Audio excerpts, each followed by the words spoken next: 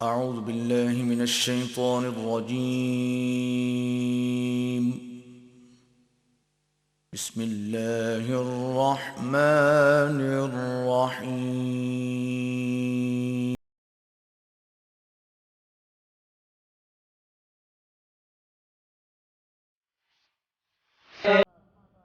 محترم حجاج کرام، آج ادارہ الحرمین پرائیویٹ لمیٹڈ کی طرف سے حج تربیت کا انعقاد کیا گیا ہے۔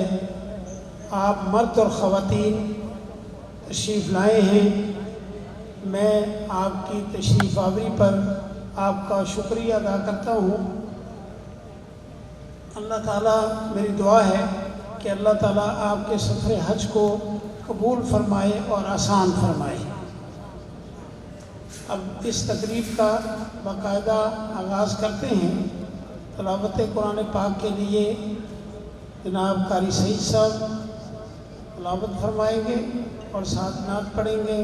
اس کے بعد انشاءاللہ باقاعدہ حج کی تربیت کا آغاز ہوگا۔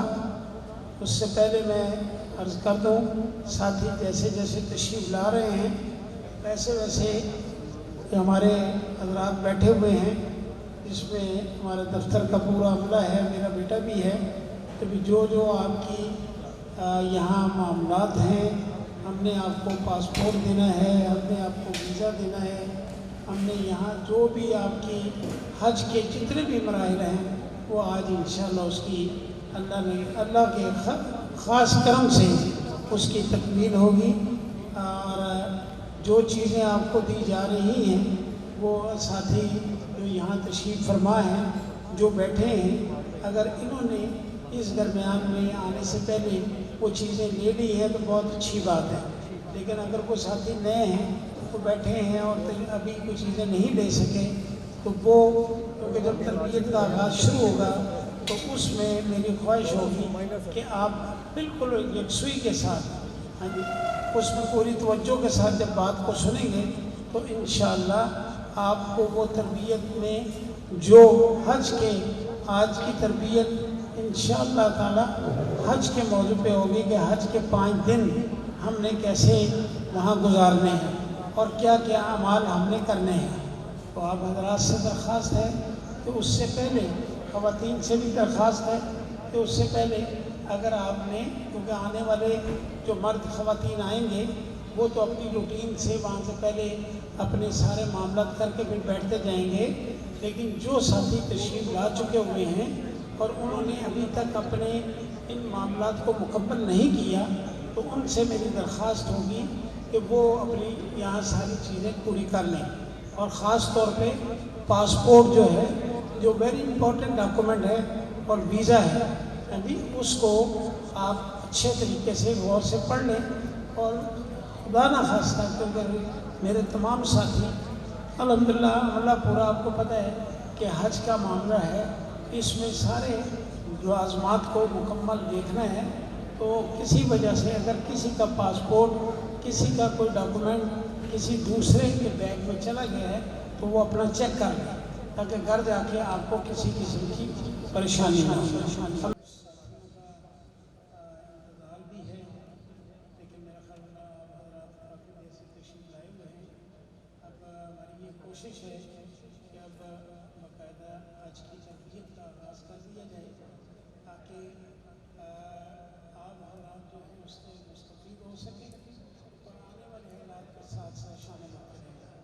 خواتین سے میری درخواست ہے کہ الحمدللہ باقی مردوں کے لیے احرام اور دیگر جو چیزیں ہیں حج کے ایک کٹ تیار کی گئی ہے وہ تو پیش کی جا رہی ہے، لیکن خواتین کے لیے ہمارے یہاں ایک پروگرام الحمدللہ آپ کے گاؤں سے یہاں اقرا کے نام سے جہاں کچھ ساتھی پہلے ٹریننگ میں تشریف لائے ہیں، یہاں تشریف فرما ہے، وہ ہمارے ادارے میں بالکل ساتھ یہ روڈ نیچے جا رہی ہے جو یہاں ہمارا ادارے کا آفس ہے، اس میں بچے قرآن پاک حفظ بھی کرتے ہیں اور اپنا دوسری دنیاوی اور دینی تعلیم دونوں حاصل کر رہے ہیں۔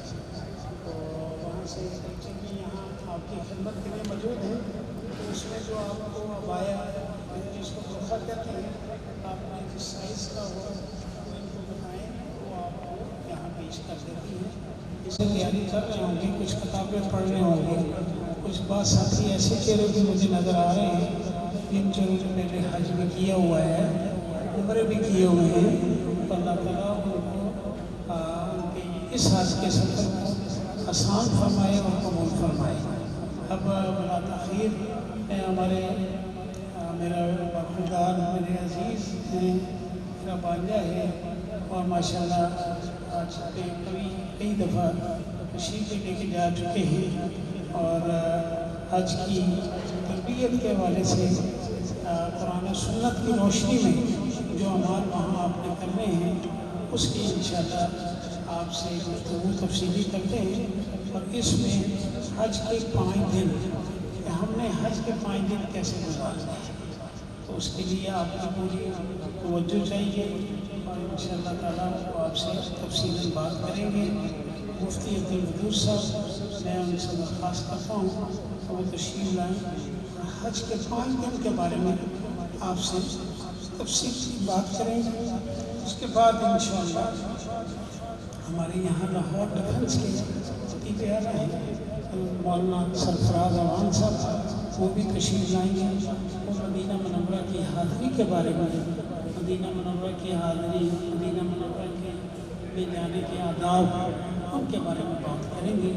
تو آپ حضرات سے درخواست ہے کہ آپ خصوصی توجہ کے ساتھ باتوں کو سنیں گے تو انشاءاللہ بہت فائدہ ہوگا۔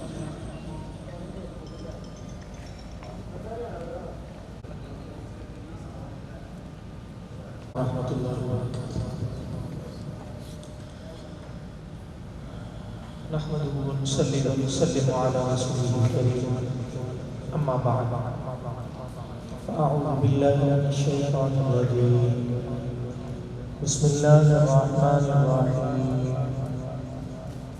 وأتموا الحج والعمرة لله، وقال الله تعالى في مقام آخر: الحج أشهر معلومات، فمن فرض فيهن الحج فلا رفث ولا فسوق ولا جدال في الحج، وما تفعلوا من خير يعلمه الله، وتزودوا فإن خير الزاد التقوى، واتقون يا أولي الألباب۔ صدق اللہ العظیم۔ اللہم صل علی محمد وعلی آل محمد کما صلیت علی ابراہیم وعلی آل ابراہیم انک حمید مجید۔ اللہم بارک علی محمد وعلی آل محمد كما باركت على إبراهيم وعلى آل إبراهيم إنك حميد مجيد۔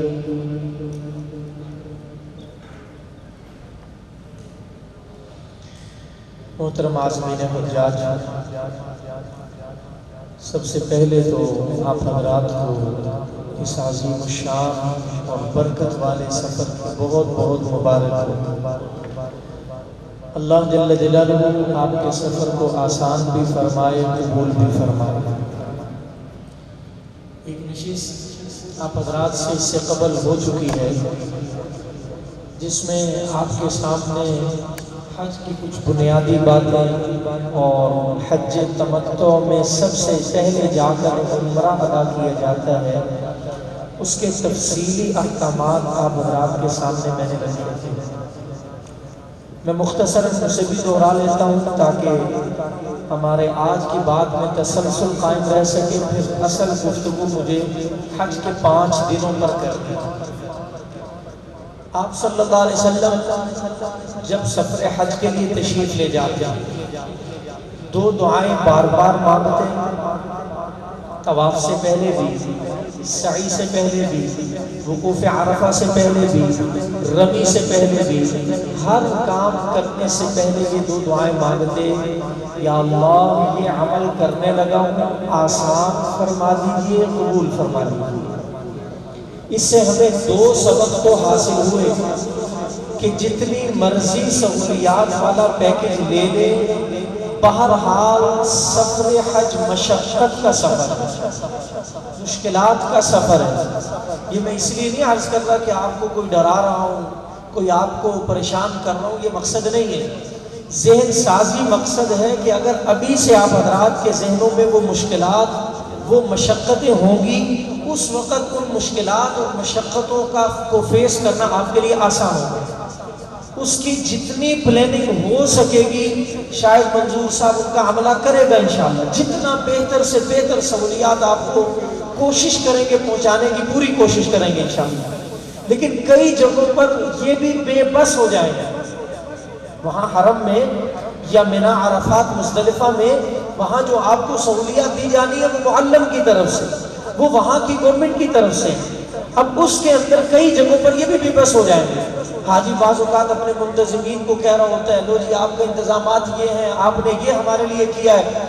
حاجی صاحب بڑے بڑے پیکیجز والوں کو بھی ہم نے وہاں مشکلیں مشقتیں اٹھاتے دیکھا، اسی لیے آقا صلی اللہ علیہ وسلم سب سے پہلی یہ دعا کر رہے ہیں، یا اللہ یہ سفر حج کرنے لگا ہوں آسان فرما دیجیے۔ بظاہر سفر حج کو مشکل نہیں ہے، آپ ابھی سنیں گے منا کے میدان میں جانا ہے، نمازیں پڑھنی ہے، دعائیں مانگنی، عرفات میں جانا ہے، دعائیں مانگنی، مزدلفہ میں جانا ہے، رات گزارنی ہے، دعا مانگنی ہے، کنکریاں اٹھانی ہے، بس پھر منا میں آ جانا ہے، وہاں آ کر شیطان کو کنکریاں مارنی ہے، قربانی کرنی ہے، ٹنڈ کرا لینی ہے، بس اسی کا نام حج ہے۔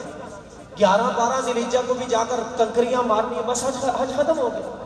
لیکن اصل بات مشقت کی کیا ہے کہ یہ سارا پروسیجر 30-35-40 لاکھ کے مجمع نے کرنا ہے، اور اکثر کام یہ پیدل کرنے، اور جب 30-35 لاکھ کا مجمع ہے، پاکستان سے تو بمشکل 1.25-2 لاکھ جائے گا، باقی 28 لاکھ کا مجمع پوری دنیا سے ہے، کوئی افریقہ کے ہیں، کوئی جو ہے نا وہ شام کے ہیں، کوئی کسی علاقے، کوئی فلسطین، کوئی انڈونیشیا کے ہیں، ملائیشیا کے ہیں، پوری دنیا، پوری اسلامی کنٹریز کا آپ کو کلچر نظر آئے گا۔ کھانے پینے میں اونچ نیچ ہو سکتی ہے، وہاں کا مزاج اور ہے، ہمارے یہاں کھانے پینے کا مزاج اور ہے، دیگر کئی معاملات میں آپ کے لیے مشقتیں مشکلات آ سکتی ہیں، پہلے سے ذہن تیار ہوگا انشاءاللہ بڑی سہولت رہے گی، ورنہ قدم قدم پہ لڑائی کریں گے، قدم قدم پہ جھگڑا ہوگا، کبھی اس سے جھگڑا کبھی اس سے جھگڑا۔ اور میں نے گزشتہ نشست میں بھی عرض کیا تھا، اللہ جل جلالہ نے 4 نصیحتیں قرآن پاک میں خود کی ہیں۔ حاجی صاحب ایک نصیحت وہ ہے جو آپ کتاب میں پڑھیں گے، ایک بات وہ ہے جو میں آپ کو کہوں گا، ایک بات شاید منظور صاحب کی ہے، ایک بات آپ کو کوئی دوست بتائے گا جس کا پہلے سفر ہوا ہے۔ ہمارا خالق ہمیں قرآن پاک میں بھی 4-5 باتیں بتا رہا ہے، ہمارے کرنے کے کیا کام ہونے چاہیے، شرعی احکامات، شرعی مسائل، ابھی وہ بھی عرض کروں گا انشاءاللہ، لیکن پہلے خالق کی نصیحتیں سن لیجیے۔ میں نے گزشتہ نشست میں بھی کچھ عرض کیا تھا، لیکن تھوڑی سی بات اس پر مزید عرض کرنا چاہتا ہوں۔ پہلی نصیحت اللہ نے فرمائی ہے، اتم الحج والعمرۃ للہ۔ حج عمرہ کرنے والے، حج پر جانے والوں، نصیحت پہلی یہ ہے کہ اپنی نیت میں اخلاص پیدا کریں، نیت اللہ کی رضا کے لیے، کوئی دنیاوی مقصد نہ ہو، میں کسی کو دکھانے کے لیے جا رہا ہوں، اپنے نام کے ساتھ حاجی لگوانے کے لیے جا رہا ہوں، لوگ مجھے الحاج کہیں، مارکیٹ میں میرا نام پڑا ہو، ایسی قطعاً کوئی نیت نہ، اللہ کی رضا کے لیے حج کرنے جا رہا ہوں، اللہ کو راضی کرنے کے ارادے سے۔ دوسری نصیحت جو قرآن میں اللہ نے فرمایا فلا رفث، بے حیائی والی، شہوت والی کوئی بات بھی حج میں نہیں کرے۔ شیطان بہت زیادہ کرواتے ہیں حاجی صاحب، وہاں حرم مکہ میں مطاف میں طواف مرد عورتیں اکٹھے کرتے ہیں، طواف اکٹھا ہوتا ہے، اب اس مطاف میں طواف کرتے ہوئے اپنی نظر کی حفاظت کرنا، غیر محرم خاتون پر نظر نہ پڑنے پائے، حتیٰ کہ حالت احرام میں علماء نے لکھا ہے احادیث کی روشنی میں کہ جن 2 افراد کے لیے، میاں بیوی کے لیے عام حالات میں بے پردہ ہونا جائز ہے، لیکن احرام کی حالت میں بے پردگی والی بات کرنا میاں بیوی کے لیے بھی جائز ہے، اتنی سخت پابندی ہے۔ فلا رفث، کسی قسم کی بے حیائی کی بات کام نہیں ہونا چاہیے۔ تیسری نصیحت فرمائی ولا فسوق، ولا فسوق، کوئی اور گناہ بھی نہیں کرنا۔ فسق کہتے ہیں اللہ رسول نے جن کاموں سے منع کیا، گناہ کی آسان سی ڈیفینیشن کیا ہے؟ گناہ کسے کہتے ہیں؟ کوئی لمبی چوڑی بات نہیں، دو لفظوں میں بات کیا ہے؟ اللہ رسول نے جن کاموں جن اعمال کے کرنے سے منع کیا ہے وہ فسق ہے، وہ گناہ ہے۔ اللہ کہتے ہیں گناہ سے بچنا ہے خاص طور پر۔ یہ نصیحت کیوں کی اللہ نے؟ یہ اس لیے فرمائی ہے، آپ نے ضابطہ سنا ہوگا، یہاں بندہ کوئی نیک کام کرے، صرف نیکی کا ارادہ بھی میں آپ کریں نا، نیکی کا ارادہ بھی کریں، ایک نیکی، حدیث میں آتا ہے نامہ اعمال میں ایک نیکی لکھی جاتی ہے۔ ہم نیک کام کر لیں، اللہ ایک نیکی پر 10 نیکیوں کے برابر اجر و ثواب عطا فرماتا ہے۔ ایک گناہ کا ارادہ کرے، گناہ لکھا نہیں جاتا، گناہ کر لے، نامہ اعمال میں ایک گناہ لکھا جاتا ہے بس۔ یہ ہے یہاں کا ضابطہ۔ وہاں کا ضابطہ، وہاں کی پوزیشن کیا ہے؟ قرآن کریم میں اللہ جل جلالہ خود فرماتے ہیں وَمَن يُرِدْ فِيهِ بِإِلْحَادٍ بِظُلْمٍ نُذِقْهُ مِنْ عَذَابٍ أَلِيمٍ۔ جو میرے اس حرم میں آ کر گناہ کا ارادہ بھی کرے، اللہ فرماتے ہیں میں اسے دردناک عذاب دوں گا۔ وہاں کا ایک گناہ بھی 1,00,000 گناہوں کے برابر ہے، جیسے وہاں کی ایک نیکی 1,00,000 نیکیوں کے برابر ہے۔ اس لیے حاجی صاحب اللہ کی تیسری نصیحت پلے باندھ کر جائیے، وَلَا فُسُوقَ، ان حج کے دنوں میں میں نے کوئی گناہ نہیں کرنا، غیبت نہیں کرنی۔ ابھی ڈاکٹر سفراد صاحب تشریف لائیں گے، غالباً کسی ادارے کی کسی حج کی تربیتی نشست میں فرمایا انہوں نے کہ میں حج پہ جانے لگا تھا، میں نے اپنے ساتھی سے کہا ایئرپورٹ پر، یار 40 دن کا سفر ہے، ہم 40 دن میں کوئی گناہ، کوئی غیبت نہیں کریں، غیبت نہیں ہوگی، ہم دونوں اکٹھے رہیں گے، جہاں میری زبان سے غیبت نکلنے لگے آپ نے مجھے روک دیں، آپ کی زبان سے غیبت نکلے گی میں آپ کو روک دوں گا۔ فرمانے لگے 40 دن ہم ساتھ رہے، گھنٹوں ہمارے پاس کوئی کرنے کی بات نہیں ہوتی تھی، سارا وقت ہمارا فارغ ہوتا تھا، عبادت کرتے تھے الحمدللہ، ہماری اکثر باتیں غیبت پر مشتمل ہیں۔ تو خاص طور پر حج کے ان دنوں میں غیبت سے، جھوٹ سے، چغلی سے، بدنظری، ان ساری چیزوں سے اپنی حفاظت فرمائیں۔ چوتھی بات جو اللہ نے خاص طور پر نصیحت فرمائی، فرمایا وَلَا جِدَالَ فِي الْحَجِّ، حج میں جھگڑنا نہیں۔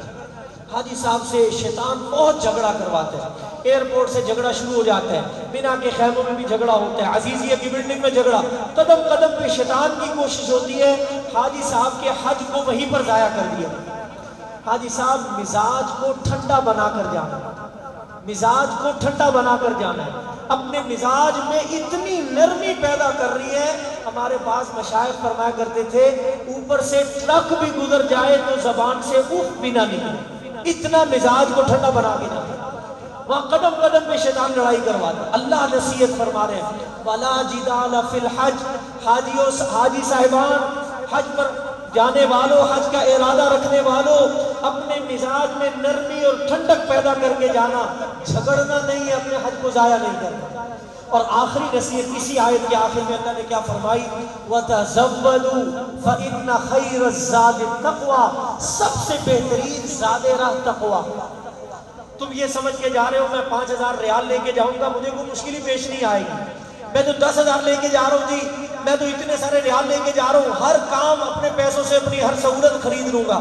حاجی صاحب ایسا قطعا نہیں ہوتا، جب تک اللہ کی مدد شامل حال نہ ہو آسان نہیں ہو سکتا۔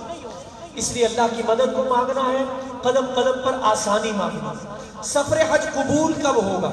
قبول کیسے ہوتا ہے؟ میں نے کہا آپ صلی اللہ علیہ وسلم نے 2 دعائیں قدم قدم پہ مانگی، یا اللہ طواف کرنے لگا، سعی کرنے لگا، رمی آسان کر دے، آسان کر دے۔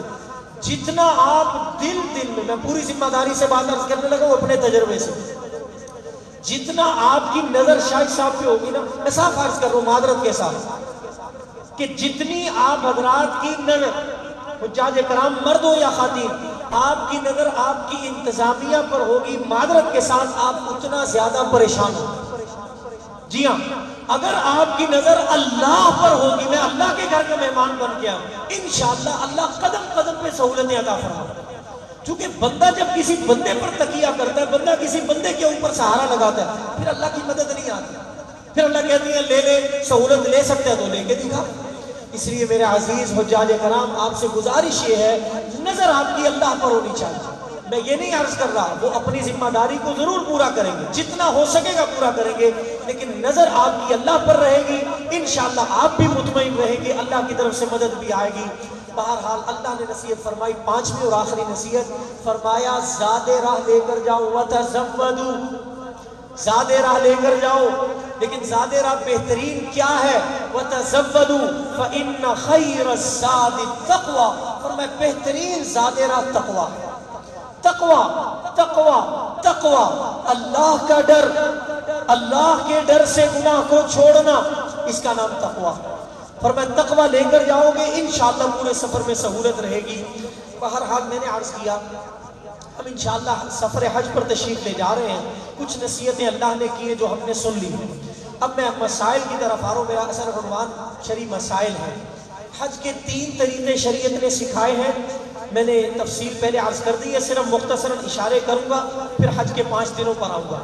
حج کے 3 طریقے ہیں، ایک کو حج افراد کہتے ہیں، اپنے ملک اپنے پاکستان سے اپنے شہر سے جاتے ہوئے ایئرپورٹ سے جن حضرات کی فلائٹ براہ راست جدے کی ہے، انہوں نے لاہور ایئرپورٹ سے یا جس ایئرپورٹ سے بھی جا رہے ہیں یا وایا جا رہے ہیں تو آگے جس ایئرپورٹ سے انہوں نے جانا ہے اس ایئرپورٹ سے وہ لوگ احرام باندھیں گے۔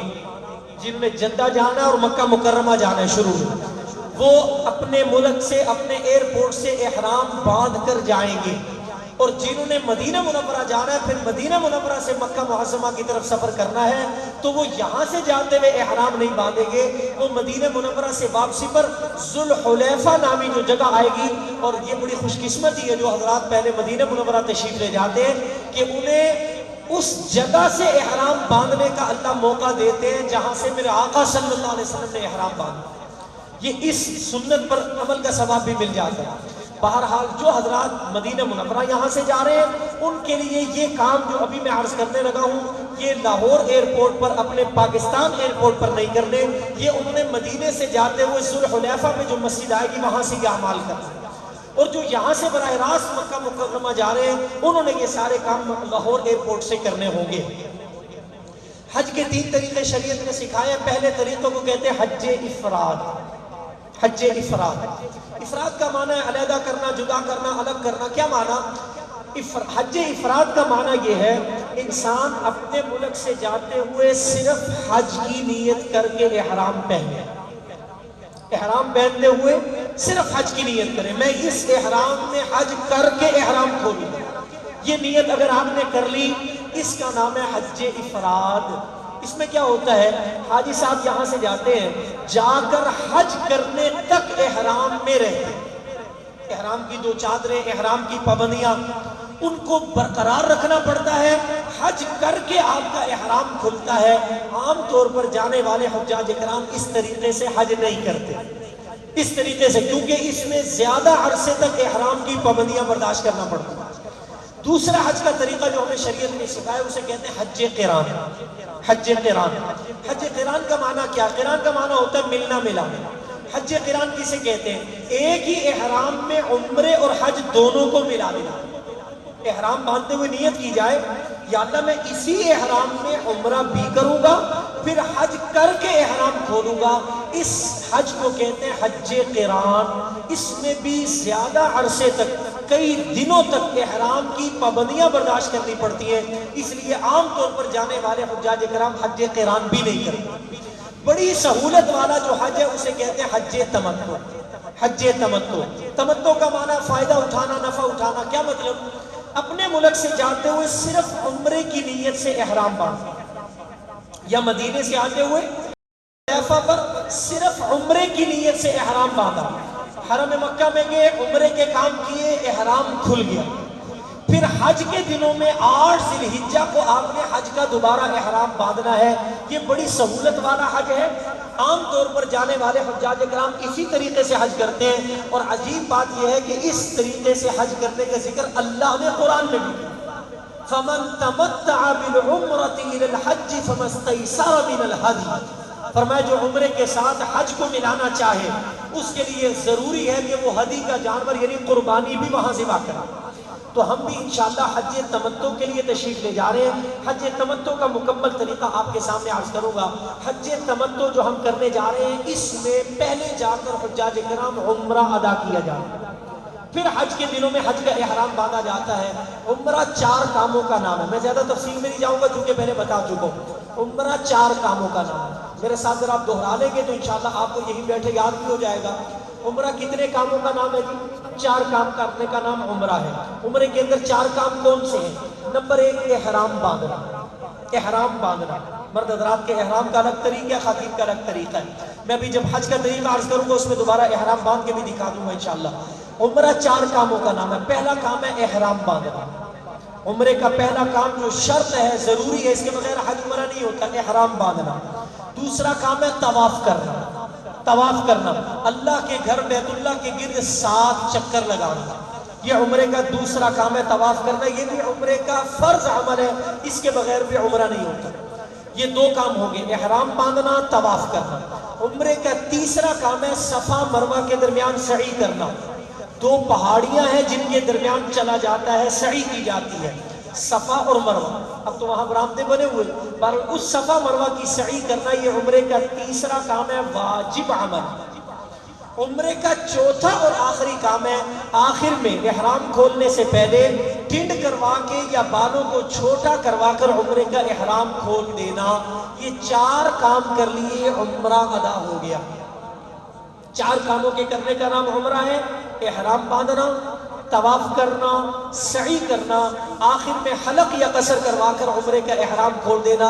یہ آپ نے جاتے ساتھ مکہ مکرمہ میں پہلا کام یہ عمرے والا کرنا ہوگا۔ ذوالحلیفہ سے احرام باندھیں یا پاکستان لاہور ایئرپورٹ سے احرام باندھیں، جہاں سے بھی آپ حضرات کو سہولت ہو، احرام باندھ کر آپ نے جا کر یہ باقی 3 کام وہاں ادا کرنے، آپ کا عمرہ مکمل ہو گیا۔ اب یہ چاروں کام جو ابھی آپ نے عمرے میں کرنے، یہی 4 کام حج میں بھی دوبارہ کرنے۔ حج میں بھی یہ 4 کام دوبارہ کرنے، احرام بھی حج میں باندھنا ہے، طواف بھی حج میں کرنا ہے، سعی بھی حج میں کرنی ہے، حلق یا قصر بھی حج میں کرنا ہے۔ لہذا ابھی میں حج کو شروع کرنے لگا ہوں، حج کے اندر بھی یہ 4 کاموں کی تفصیل عرض کروں گا۔ جن حضرات نے پچھلی ٹریننگ نہیں لی وہ حج کے اندر ہی ان 4 کاموں کو سمجھ لیں گے، تو جاتے ساتھ عمرے میں آپ نے یہ 4 کام ادا کرنے ہوں گے۔ میں نے ابھی عرض کیا عمرہ 4 کاموں کا نام ہے، احرام باندھنا، طواف کرنا، سعی کرنا، آخر میں حلق یا قصر کروانا، یہ آپ نے جاتے ساتھ عمل کرنا ہوگا۔ حاجی صاحب عمرہ کرنے کے بعد آپ وہاں قیام پذیر ہو جائیں گے عزیزیہ میں۔ 8 ذی الحجہ کو حج کے ایام شروع ہوتے ہیں۔ اب آپ حضرات نے ذرا میرے ساتھ بولنا ہے۔ حج پورے سال میں 5 دنوں میں کیا جاتا ہے۔ حاجی صاحب حج کتنے دنوں میں کیا جاتا ہے؟ 5 دنوں میں۔ ہم 5 دنوں کے اعمال یہاں سے یاد کر کے اٹھیں گے، پورا حج ہمارے لیے آسان ہوگا۔ حج اصل مقصد ہے، حج فرض عمل ہے جس کے لیے ہم تشریف لے جا رہے ہیں، اس لیے حج کو اچھی طرح حضرات نے سمجھ رہے ہیں۔ آج ہمارا سارا فوکس حج پر ہوگا کہ حج کے یہ 5 ایام ہم نے کیسے گزارے۔ انشاءاللہ کوشش کروں گا بڑے آسان انداز میں، بڑے سہولت کے ساتھ آپ کو یاد کروا دوں گا، آپ کو انشاءاللہ ابھی یاد ہو جائے گا۔ حج کتنے دنوں میں کیا جاتا ہے حاجی صاحب؟ 5 دنوں میں۔ ہر دن کے اعمال یاد کرنے میں اگر مزید آسان کر دوں، حج 5 دنوں میں کیا جاتا ہے۔ پہلا دن 1 کام کرنا، دوسرے دن 2 کام کرنے، تیسرے دن 3 کام کرنے، چوتھے اور 5ویں دن 1 کام کرنا، بس۔ انشاءاللہ پورا حج آپ کے لیے آسان ہو جائے گا۔ حج 5 دنوں میں 8 ذی الحجہ کی 5 تاریخیں کون کون سی یاد رکھیں۔ یہ جون جولائی کی تاریخیں نہیں ہیں، یہ جون جولائی کی تاریخیں نہیں ہیں، یہ اسلامی اور جو قمری کیلنڈر ہے، چاند کا کیلنڈر ہے، اس حساب سے یہ تاریخیں آپ نے ذہن میں رکھنی ہیں۔ ذی الحجہ کے 5 دن، 8 ذی الحجہ، 9 ذی الحجہ، 10 ذی الحجہ، 11 ذی الحجہ اور 12 ذی الحجہ۔ حج کتنے دنوں میں کیا جاتا ہے حاجی صاحب؟ 5 دنوں میں، 8، 9، 10، 11 اور 12 ذی الحجہ۔ ذی الحجہ کی یہ 5 تاریخوں میں حج کیا جاتا ہے، 8، 9، 10، 11 اور 12 ذی الحجہ۔ ان 5 دنوں کے کام یاد کر لیجئے، آپ کے لیے حج آسان ہو جائے گا۔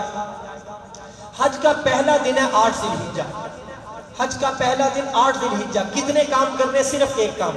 میں نے گزشتہ نشست کی آخر پر بھی ایک بات عرض کی تھی، وہ دوبارہ دہرا دیتا ہوں۔ جو حجاج کرام پہلی مرتبہ تشریف لے جا رہے ہیں، ذہن میں یہ بات ہوتی ہے یار میں پہلی دفعہ جا رہا ہوں، میں جاتے ساتھ غار حرا میں بھی جاؤں گا، غار ثور پہ بھی جاؤں گا، فلاں جگہ بھی زیارت کے لیے جاؤں گا۔ حاجی صاحب میرا مشورہ یہ ہے، اور جتنے تجربہ کار حضرات ہیں ان سب کا یہ مشورہ ہے کہ حج سے پہلے مشقت والا کوئی کام مت کیجیے۔ غار حرا پہ جانا، وہ 2 ڈھائی 3 گھنٹے کی مسافت، پہاڑ پہ چڑھنا پھر نیچے. اگر حج سے پہلے خدا نہ خواستہ جسم بیمار ہو گیا، اللہ نہ کرے ہو جاتا ہے، آب و ہوا بدل جاتی ہے، پانی کا فرق پڑ جاتا ہے، کھانے پینے کا فرق پڑ جاتا ہے، جو گھر میں سہولیات ہے وہاں وہ نہیں ملتی. اب یہ سارے کاموں کے ہوتے ہوئے حاجی صاحب خدا نہ خواستہ اگر وہاں طبیعت خراب ہو گئی، حج جو اہم ترین فریضہ ہے زندگی کا وہ خراب ہو گیا تو کیا فائدہ. اس لیے جو زیارتیں، جو چھوٹی موٹی زیارتیں وہ آپ کو شروع میں کروا دیں گے انشاءاللہ، لیکن پھر بھی آپ کوشش کریں اپنے حج پر فوکس کریں، اپنے حج پر فوکس کریں. حج کے بعد جو آپ نے کام کرنے ہوں گے اس کو کر لیجئے گا. حج سے پہلے مشقت والا کوئی کام مت کریں. حج سے پہلے اپنی صحت کو بالکل نارمل رکھیں، کھانے پینے کا خیال رکھیں، اپنی ورزش کا خیال رکھیں اور اپنے آپ کو گناہوں سے بچانے کی فکر کریں. حج سے پہلے اس بات کا اہتمام کریں گے، انشاءاللہ آپ کا سفر حج اللہ کے ہاں قبول بھی ہوگا، آپ کے لیے بھی آسانی رہے گی. یہ تجربے والی بات میں نے عرض کر دی، اس کو آپ نے پلے باندھ کر جانا ہے. بہرحال آپ حضرات نے حج ادا کرنا ہے اور حج کیا جاتا ہے 5 دنوں میں، 8، 9، 10، 11 اور 12 ذی الحجہ. حج سے پہلے مشورہ ہے زیادہ عمرے بھی مت کیجئے گا، پہلا عمرہ جا کر کریں بس کافی ہے. بہت زیادہ آپ کا دل کر رہا ہے طواف کر لیجئے. یاد رکھیں بعض لوگ وہاں جا کر بھی سوال کرتے ہیں کہ حضرت مکہ مکرمہ کی سب سے افضل عبادت کیا ہے؟ مکہ مکرمہ کی ایسی عبادت جو ہم یہاں کر سکیں کہیں اور نہ کر سکیں.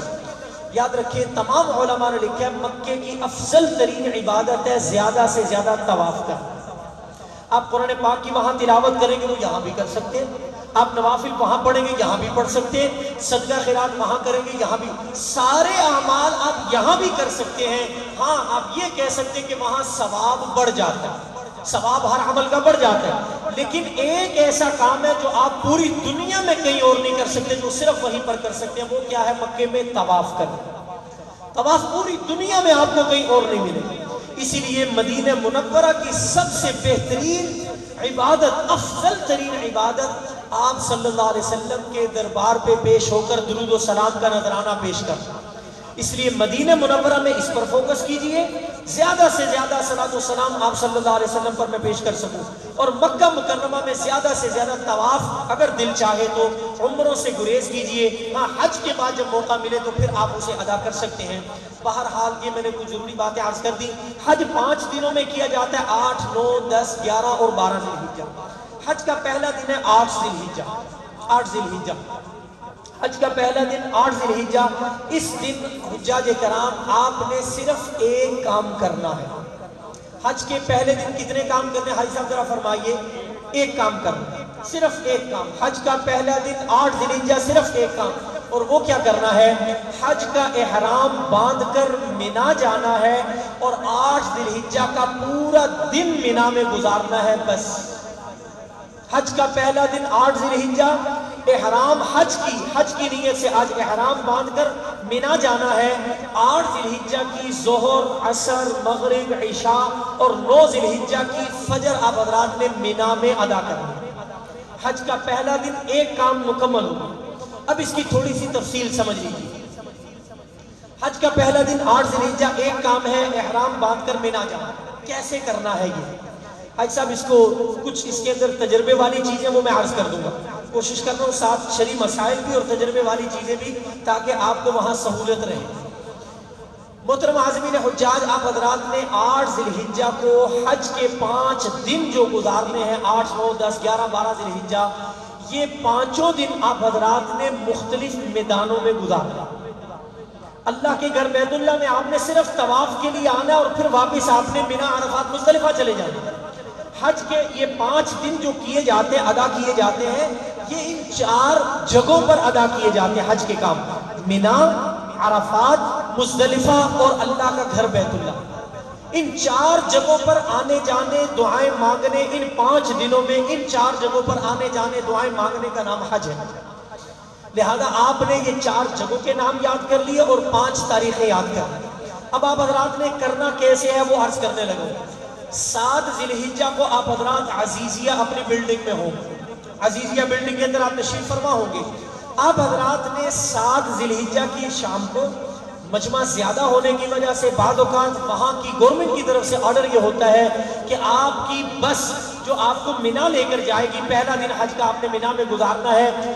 بعض اوقات رش کی وجہ سے وہ 7 ذی الحجہ کی شام کو آپ کو لے جانے کا پروگرام بناتا ہے کہ 7 کی رات کو ہی ہم نے چلے جانا ہے. اور بعض اوقات وہ کہتے ہیں کہ 8 کی فجر کے بعد ہم جائیں گے. جیسے آپ کے منتظمین کہیں آپ ان کی ہدایات پر چلیں گے, آپ سہولت میں رہیں گے. اور جو ان سے الجھے گا اتنا زیادہ پریشان ہے, چونکہ جتنا تجربہ, جتنے وہاں کے معاملات اور حالات کا ان کو پتا, مجھے آپ کو نہیں پتا. ہم اب ان کے کاموں میں بعض اوقات حجاج کرام مداخلت کرتے ہیں, اور جی ہمیں یہاں کیوں بٹھا دیا, یہاں بٹھانے کا کیا فائدہ ہے, اتنی دیر سے ہم یہاں انتظار کر رہے ہیں, بس ہی نہیں آ رہی. حاجی صاحب کئی پچھلے سال حالانکہ حجاج کرام تھوڑے تھے, 8 لاکھ کا مجمع تھا, اس سال تو 30-35 لاکھ کا مجمع ہے. ہم نے خود دیکھا جب ہم نے جانا تھا عزیزیہ سے مینا, بس لینے کے لیے ہمارا جو منتظم تھا, جو ہمارے گروپ لیڈر تھا, اس کو بیچارے کو منسٹری کے آفس میں 5-6 گھنٹے ذلیل و خوار ہونا پڑا. پھر جا کر بڑی مشکل سے بس لے کر آئے اور حجاج کرام, حالانکہ مجمع پچھلے سال کم تھا. یہ میں اس لیے عرض کر رہا ہوں کہ یہ مشکلات وہ فیس کرتے ہیں, وہ آپ کو نظر نہیں آ رہا کہ پیچھے منسٹری کے ساتھ ان کا کیا جھگڑا ہو رہا ہے.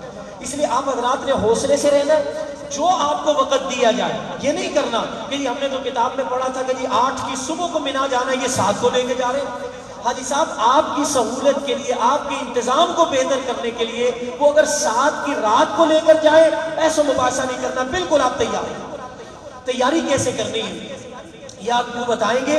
7 کی رات کو جانا ہے یا 8 کی فجر کے بعد جانا ہے, جو آپ کو وقت بتایا جائے, جو آپ کو آپ کے منتظمین وقت بتائیں, اتنے بج کے اتنے منٹ پر بسوں کے ذریعے ہم نے مینا کی طرف جانا ہے. حاجی صاحب اس وقت سے 3-4 گھنٹے پہلے آپ نے تیاری کرنی.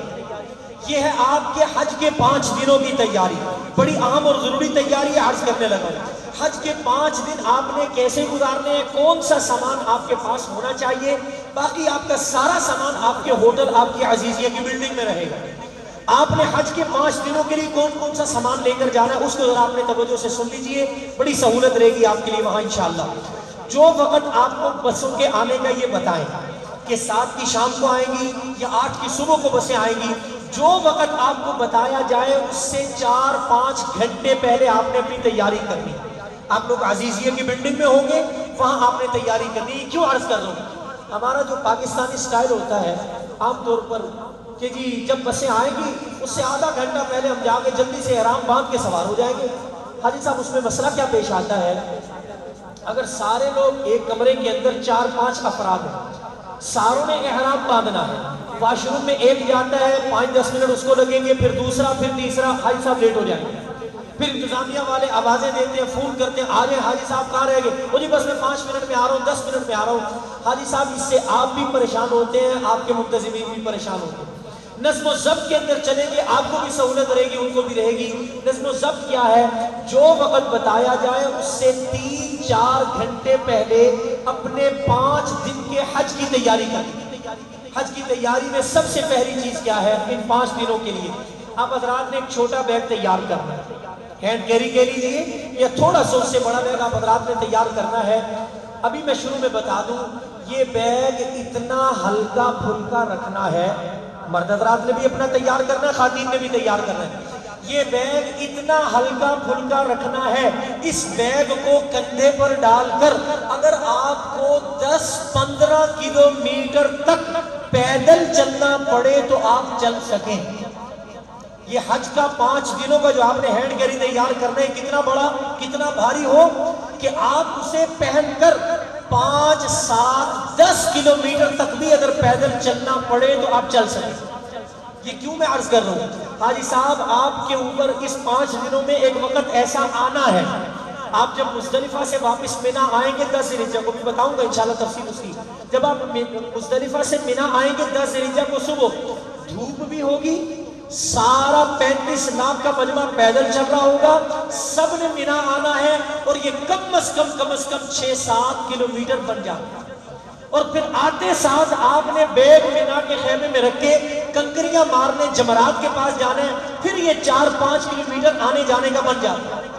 بعض اوقات کوئی راستہ بند ہے تو وہ آپ کو کبری کے اوپر سے لے کر آئیں گے.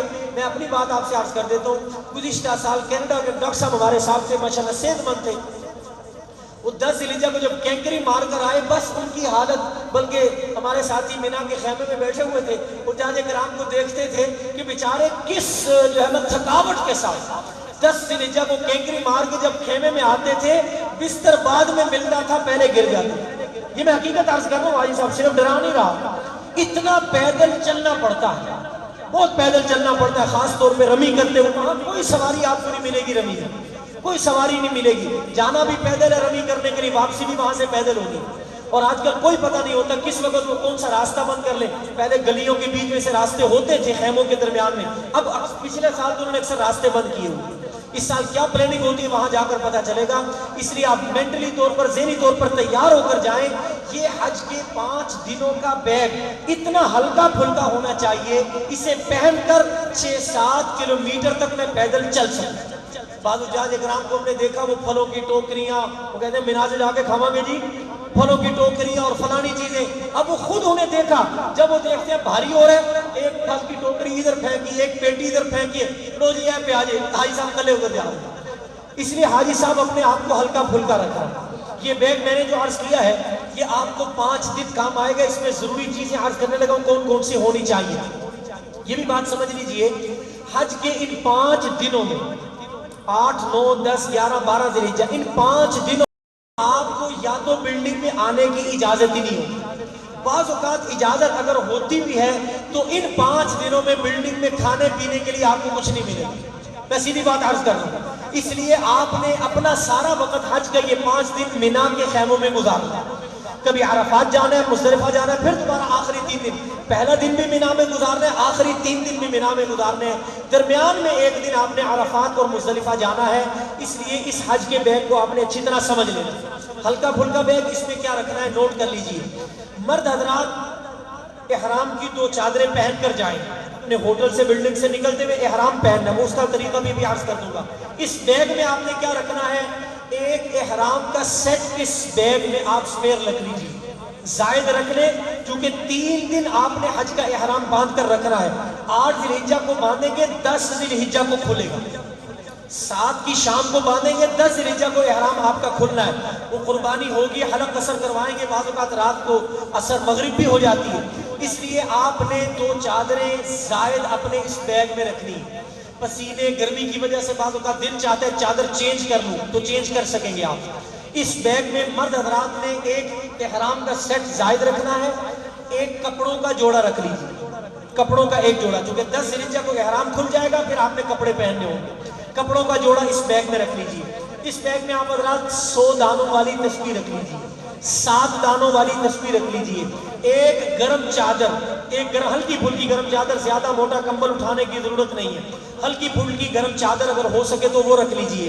اپنا ٹوپی، کوئی عمامہ، کوئی رومال جو آپ حضرات سر پہ باندھتے ہیں وہ بھی رکھ لیں، کیونکہ جب آپ حج کا احرام باندھیں گے اس وقت تو ننگے سر ہوں گے، لیکن 10 ذی الحجہ کو جب حج کا احرام کھل جائے گا پھر آپ حضرات نے ٹوپی عمامہ جو سر پہ باندھنے کی عادت ہے وہ لیں گے، تو وہ بھی اس بیگ میں رکھ لیجئے۔ اور اس کے ساتھ کوشش کیجئے دعاؤں کی کوئی ایک کتاب، کیونکہ حاجی صاحب سیدھی بات عرض کرتا ہوں، مینا، عرفات، مزدلفہ، پھر واپس مینا، ان جگہوں پر وقت بہت زیادہ ہوتا ہے، حاجی صاحب کے پاس کرنے کا کام کوئی نہیں ہوتا، وقت بہت ہوتا ہے پڑھنے کے لیے۔ وہاں آپ کو قرآن پاک کا نسخہ وہاں نہیں ملے گا، آپ کو وہاں پڑھنے کے لیے دعاؤں کی کوئی کتاب نہیں ملے گی، مسائل کی، فضائل کی کوئی کتاب نہیں ملے گی۔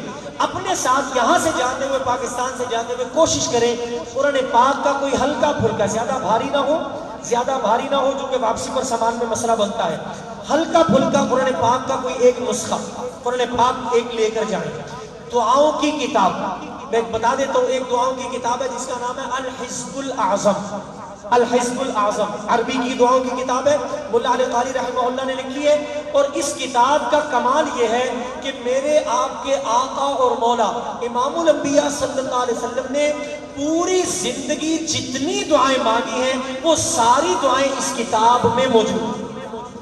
جب آپ مینا میں ہوں گے، عرفات میں ہوں گے، دعائیں مانگنے کا ٹائم بڑا ہوگا، لیکن حاجی صاحب 5-10 منٹ کے بعد حاجی صاحب کی دعائیں ختم ہو جاتی ہیں، زبان چپ ہو جاتی، کہتے ہیں ان کی منگیے۔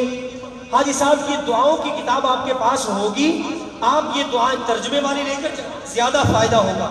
دعا مانگے ترجمہ پڑھے، اوپر کی دعا پڑھے نیچے ترجمہ پڑھے، آپ کو حیرت ہوگی ایسی ایسی دعائیں میرے آقا صلی اللہ علیہ وسلم نے زندگی میں مانگی ہیں جو ہماری کبھی وہم و گمان میں بھی نہیں۔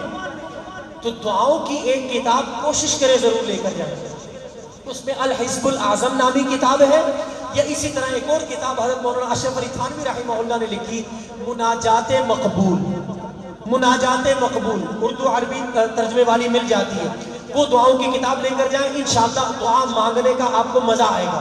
تو قرآن پاک کا نسخہ، دعاؤں کی کتاب، اسی طرح چھتری لے کر جائیں، چھتری، یہ جو چھوٹے بیگ ہیں حج کے لیے میں تیار کروا رہا ہوں، اس میں چھتری آپ حضرات نے رکھنی ہے، اس میں پانی کی ایک بوتل رکھنی ہے، پانی کی ایک بوتل رکھنی ہے، یہ چیزیں آپ کے کام آئیں گی۔ اسی طرح جوتے کا تھیلا، شو بیگ، شو بیگ یہ بھی آپ نے اس میں رکھنا ہے۔ کنکریوں کے لیے چھوٹی سی تھیلی، کنکریاں رکھنے کے لیے چھوٹی سی تھیلی، وہ بھی آپ نے اس بیگ میں رکھنی ہے۔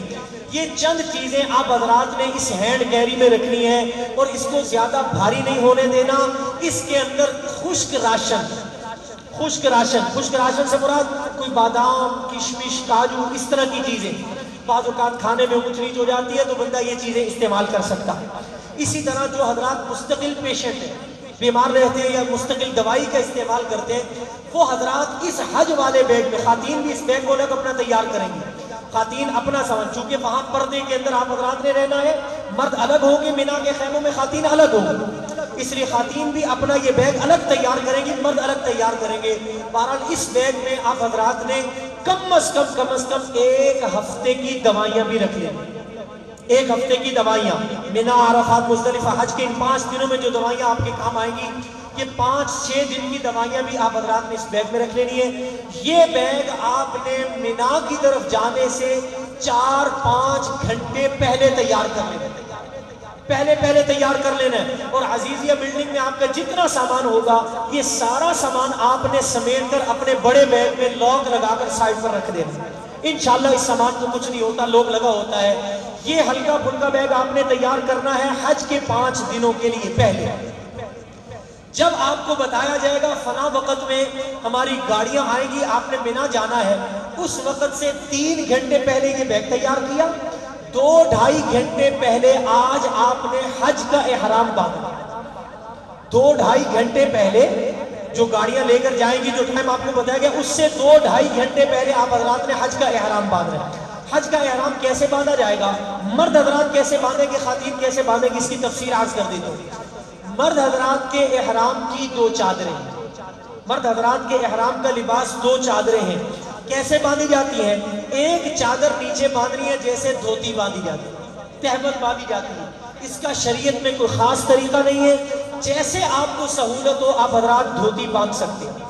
بلکہ میں نے پچھلے نشست میں بھی مشورہ دیا تھا، پھر عرض کر دیتا ہوں، آپ کے جانے میں ابھی 4 دن ہیں، 10 دن ہیں، 5 دن ہیں، آپ ابھی سے گھر جا کر اپنا احرام کھولیں، چادروں کو باندھیں اور باندھ کر ذرا پیدل چلیں، کچھ تھوڑا سا پیدل چلیں، کیونکہ آپ نے یہی چادریں باندھ کر سارا حج کا سفر کرنا ہے، طواف کرنا ہے، سعی کرنی ہے، رمی کے لیے جانا ہے، رمی سے واپس آنا ہے، اور آپ حضرات نے وقوف عرفہ اسی طرح کرنا ہے، اور وقوف مزدلفہ بھی اسی احرام میں کرنا ہے۔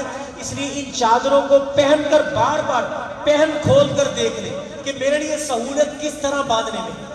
یہ میں کیوں عرض کر رہا ہوں، ہم نے خود ایئرپورٹ پر دیکھا نئے جانے والے حجاج کرام جنہوں نے تربیت نہیں لی ہوتی، ایک حاجی کو 4-4 5-5 بندے جڑے ہوئے ہوتے، احرام پھر بھی نہیں بندھ رہا ہوتا، دھوتی باندھنی نہیں آ رہی ہوتی۔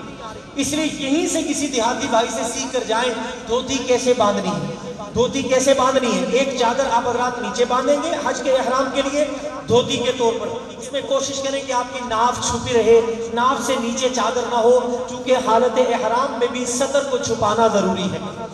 دوسری چادر اوپر لی جائے گی جیسے سردیوں میں بکل ماری جاتی ہے، دوسری چادر مرد حضرات نے اوپر لے لینی ہے، جسم سے سارے کپڑے اتار کے، بد جوتا، جرابے، موزے، دستانے، ٹوپی وغیرہ ساری چیزیں اتار کے ننگے بدن پر 2 چادریں پہن لینی، ایک دھوتی، ایک اوپر بکل مار لینی ہے، سر پر سے ٹوپی عمامہ بھی اتار لیں، چادر کا ایک پلو سر پر ڈال لیں۔ نیت کرنے سے پہلے کہ آپ نے پلو بھی چادر کا سر سے ہٹا لینا ہے۔ یہ 2 چادریں مردوں کے احرام کا لباس ہیں۔ میں پھر ایک جملہ کہنے لگا، حاجی صاحب غور فرمائیے گا، یہ 2 چادریں جو ہم نے پہنی ہیں یہ احرام نہیں ہے، احرام کا لباس ہے۔ یہ احرام نہیں ہے، احرام کا لباس ہے۔ ان چادروں کے کھولنے باندھنے کو احرام کھولنا باندھنا نہیں کہتے۔ ان چادروں کے کھولنے باندھنے کو احرام کھولنا باندھنا نہیں کہتے۔ یہ میں کیوں کہہ رہا ہوں؟ اس لیے کہ حاجی صاحب نے کتاب میں پڑھا ہوتا ہے اگر احرام کھل جائے تو دم آ جاتا ہے۔ ایک حاجی صاحب کہنے لگے 3-4 گھنٹے ہو گئے میں واش روم میں نہیں جا رہا۔ پوچھا گیا کیوں جی، آپ تشریف لے جائیں۔ کہنے لگے کہ جی میں نے کتاب میں پڑھا تھا احرام کھل جائے تو دم آ جاتا ہے، میں واش روم میں کیسے جاؤں، میرا تو احرام کھل جائے گا۔ حاجی صاحب میں پھر عرض کر رہا ہوں، ان چادروں کے کھولنے یا باندھنے کا نام احرام کھولنا باندھنا نہیں ہے۔ احرام کیسے بندتا ہے، احرام کیسے کھلتا ہے؟ نیت کر کے تلبیہ پڑھنا، نیت کر کے تلبیہ پڑھنا، اس سے احرام کی پابندیاں شروع ہوتی ہیں، اس سے احرام بند جاتا ہے۔ اور احرام کھلتا کب ہے؟ جب آپ آخر میں ٹنڈ کروا کے یا بالوں کو چھوٹا کرواتے ہیں تب احرام کھل جاتا ہے۔ احرام باندھنا کسے کہتے ہیں؟ نیت کر کے تلبیہ پڑھنا۔ احرام کھولنا کسے کہتے ہیں؟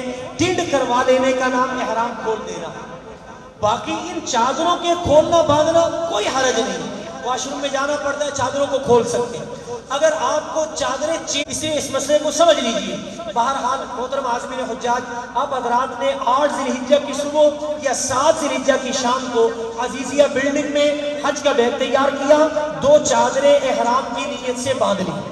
آج آپ نے عزیزیہ بلڈنگ میں احرام باندھتے ہوئے عمرے کی نیت نہیں کرنی۔ لاہور ایئرپورٹ سے جاتے ہوئے جب آپ نے احرام باندھا تھا تب نیت کی تھی عمرے کی۔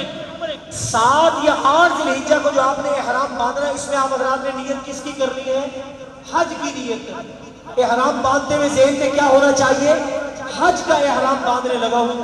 2 چادریں پہنی، بیگ تیار کیا، 2 چادریں پہنی۔ مرد حضرات نے عزیزیہ کی بلڈنگ میں حج کا احرام باندھنے کے لیے آپ کو کہیں اور جانے کی ضرورت نہیں، اپنی بلڈنگ سے احرام کی چادریں پہنے، وہی مصلی بچھا کر 2 رکعت نفل پڑھ لیں۔ آج آپ نے 8 ذی الحجہ کو صبح حج کی نیت سے احرام کی چادریں پہنتے ہوئے جو 2 رکعت نفل پڑھنے ہیں، اس میں آپ نے حج کی نیت کرنی ہے۔ لاہور ایئرپورٹ سے جاتے ہوئے آپ نے نیت کی تھی عمرے کی۔ 8 ذی الحجہ کو آپ حضرات نے جو نیت کرنی ہے عزیزیہ کی بلڈنگ میں احرام کی چادریں پہن کر 2 نفل پڑھتے ہوئے، وہ آپ نے نیت حج کی کرنی ہے۔ اور اس میں بھی سنت عمل یہ ہے، پہلی رکعت میں قل یا ایھا الکافرون، دوسری رکعت میں قل اللہ احد پڑھ لے تو افضل ہے، ورنہ جو صورتیں آپ کو آتی ہیں وہ پڑھ لیجئے۔ آپ نے احرام کی چادریں پہنی، 2 رکعت نفل پڑھے، اگر سر پہ ابھی بھی کوئی ٹوپی عمامہ وغیرہ ہے تو اس کو بھی اتار لیجئے۔ اب آپ حضرات نے تیسرا کام، احرام کے اندر کل 4 کام ہوتے ہیں مردوں کے لیے۔ احرام کی 2 چادریں پہنی، 2 رکعت نفل پڑھے، اب آپ نے نیت کرنی ہے۔ تیسرا کام نیت کیسے کرنی ہے؟ شاید وہ پچھلے کارڈ آپ کے پاس موجود ہوں گے، نہیں ہے تو ابھی کارڈ انتظامیہ والے تقسیم کرتے ہیں، اس میں نیت لکھی ہے، نیت کے الفاظ لکھے ہیں۔ عربی میں نیت کے الفاظ آتے ہیں، اللہم انی ارید الحج فیسرہ لی وتقبلہ منی۔ نہیں آتی اردو میں کہہ لیجیے، یا اللہ حج کی نیت سے احرام باندھنے کا ارادہ کرتا ہوں، کرتی ہوں، آسان فرما دیجئے، قبول فرما دیجئے۔ اپنی زبان میں بھی آپ حضرات نیت کر سکتے ہیں۔ نیت اصل میں دل کے ارادے کا نام ہے۔ آپ کے دل میں ارادہ ہے، زبان سے آپ نے اسے پکا کر لیا کہ حج کی نیت سے احرام باندھتا ہوں، آسان کر دے، قبول کر لے، بس یہ نیت کافی ہے۔ مرد حضرات نے احرام کی 2 چادریں پہنی، 2 رکعت نفل پڑھے، آپ حضرات نے حج کی نیت کی۔ اس کے فوری بعد آپ حضرات نے تلبیہ پڑھنا ہے۔ حاجی صاحب تلبیہ کو ذوق اور شوق سے پڑھنا۔ تلبیہ کیا ہے؟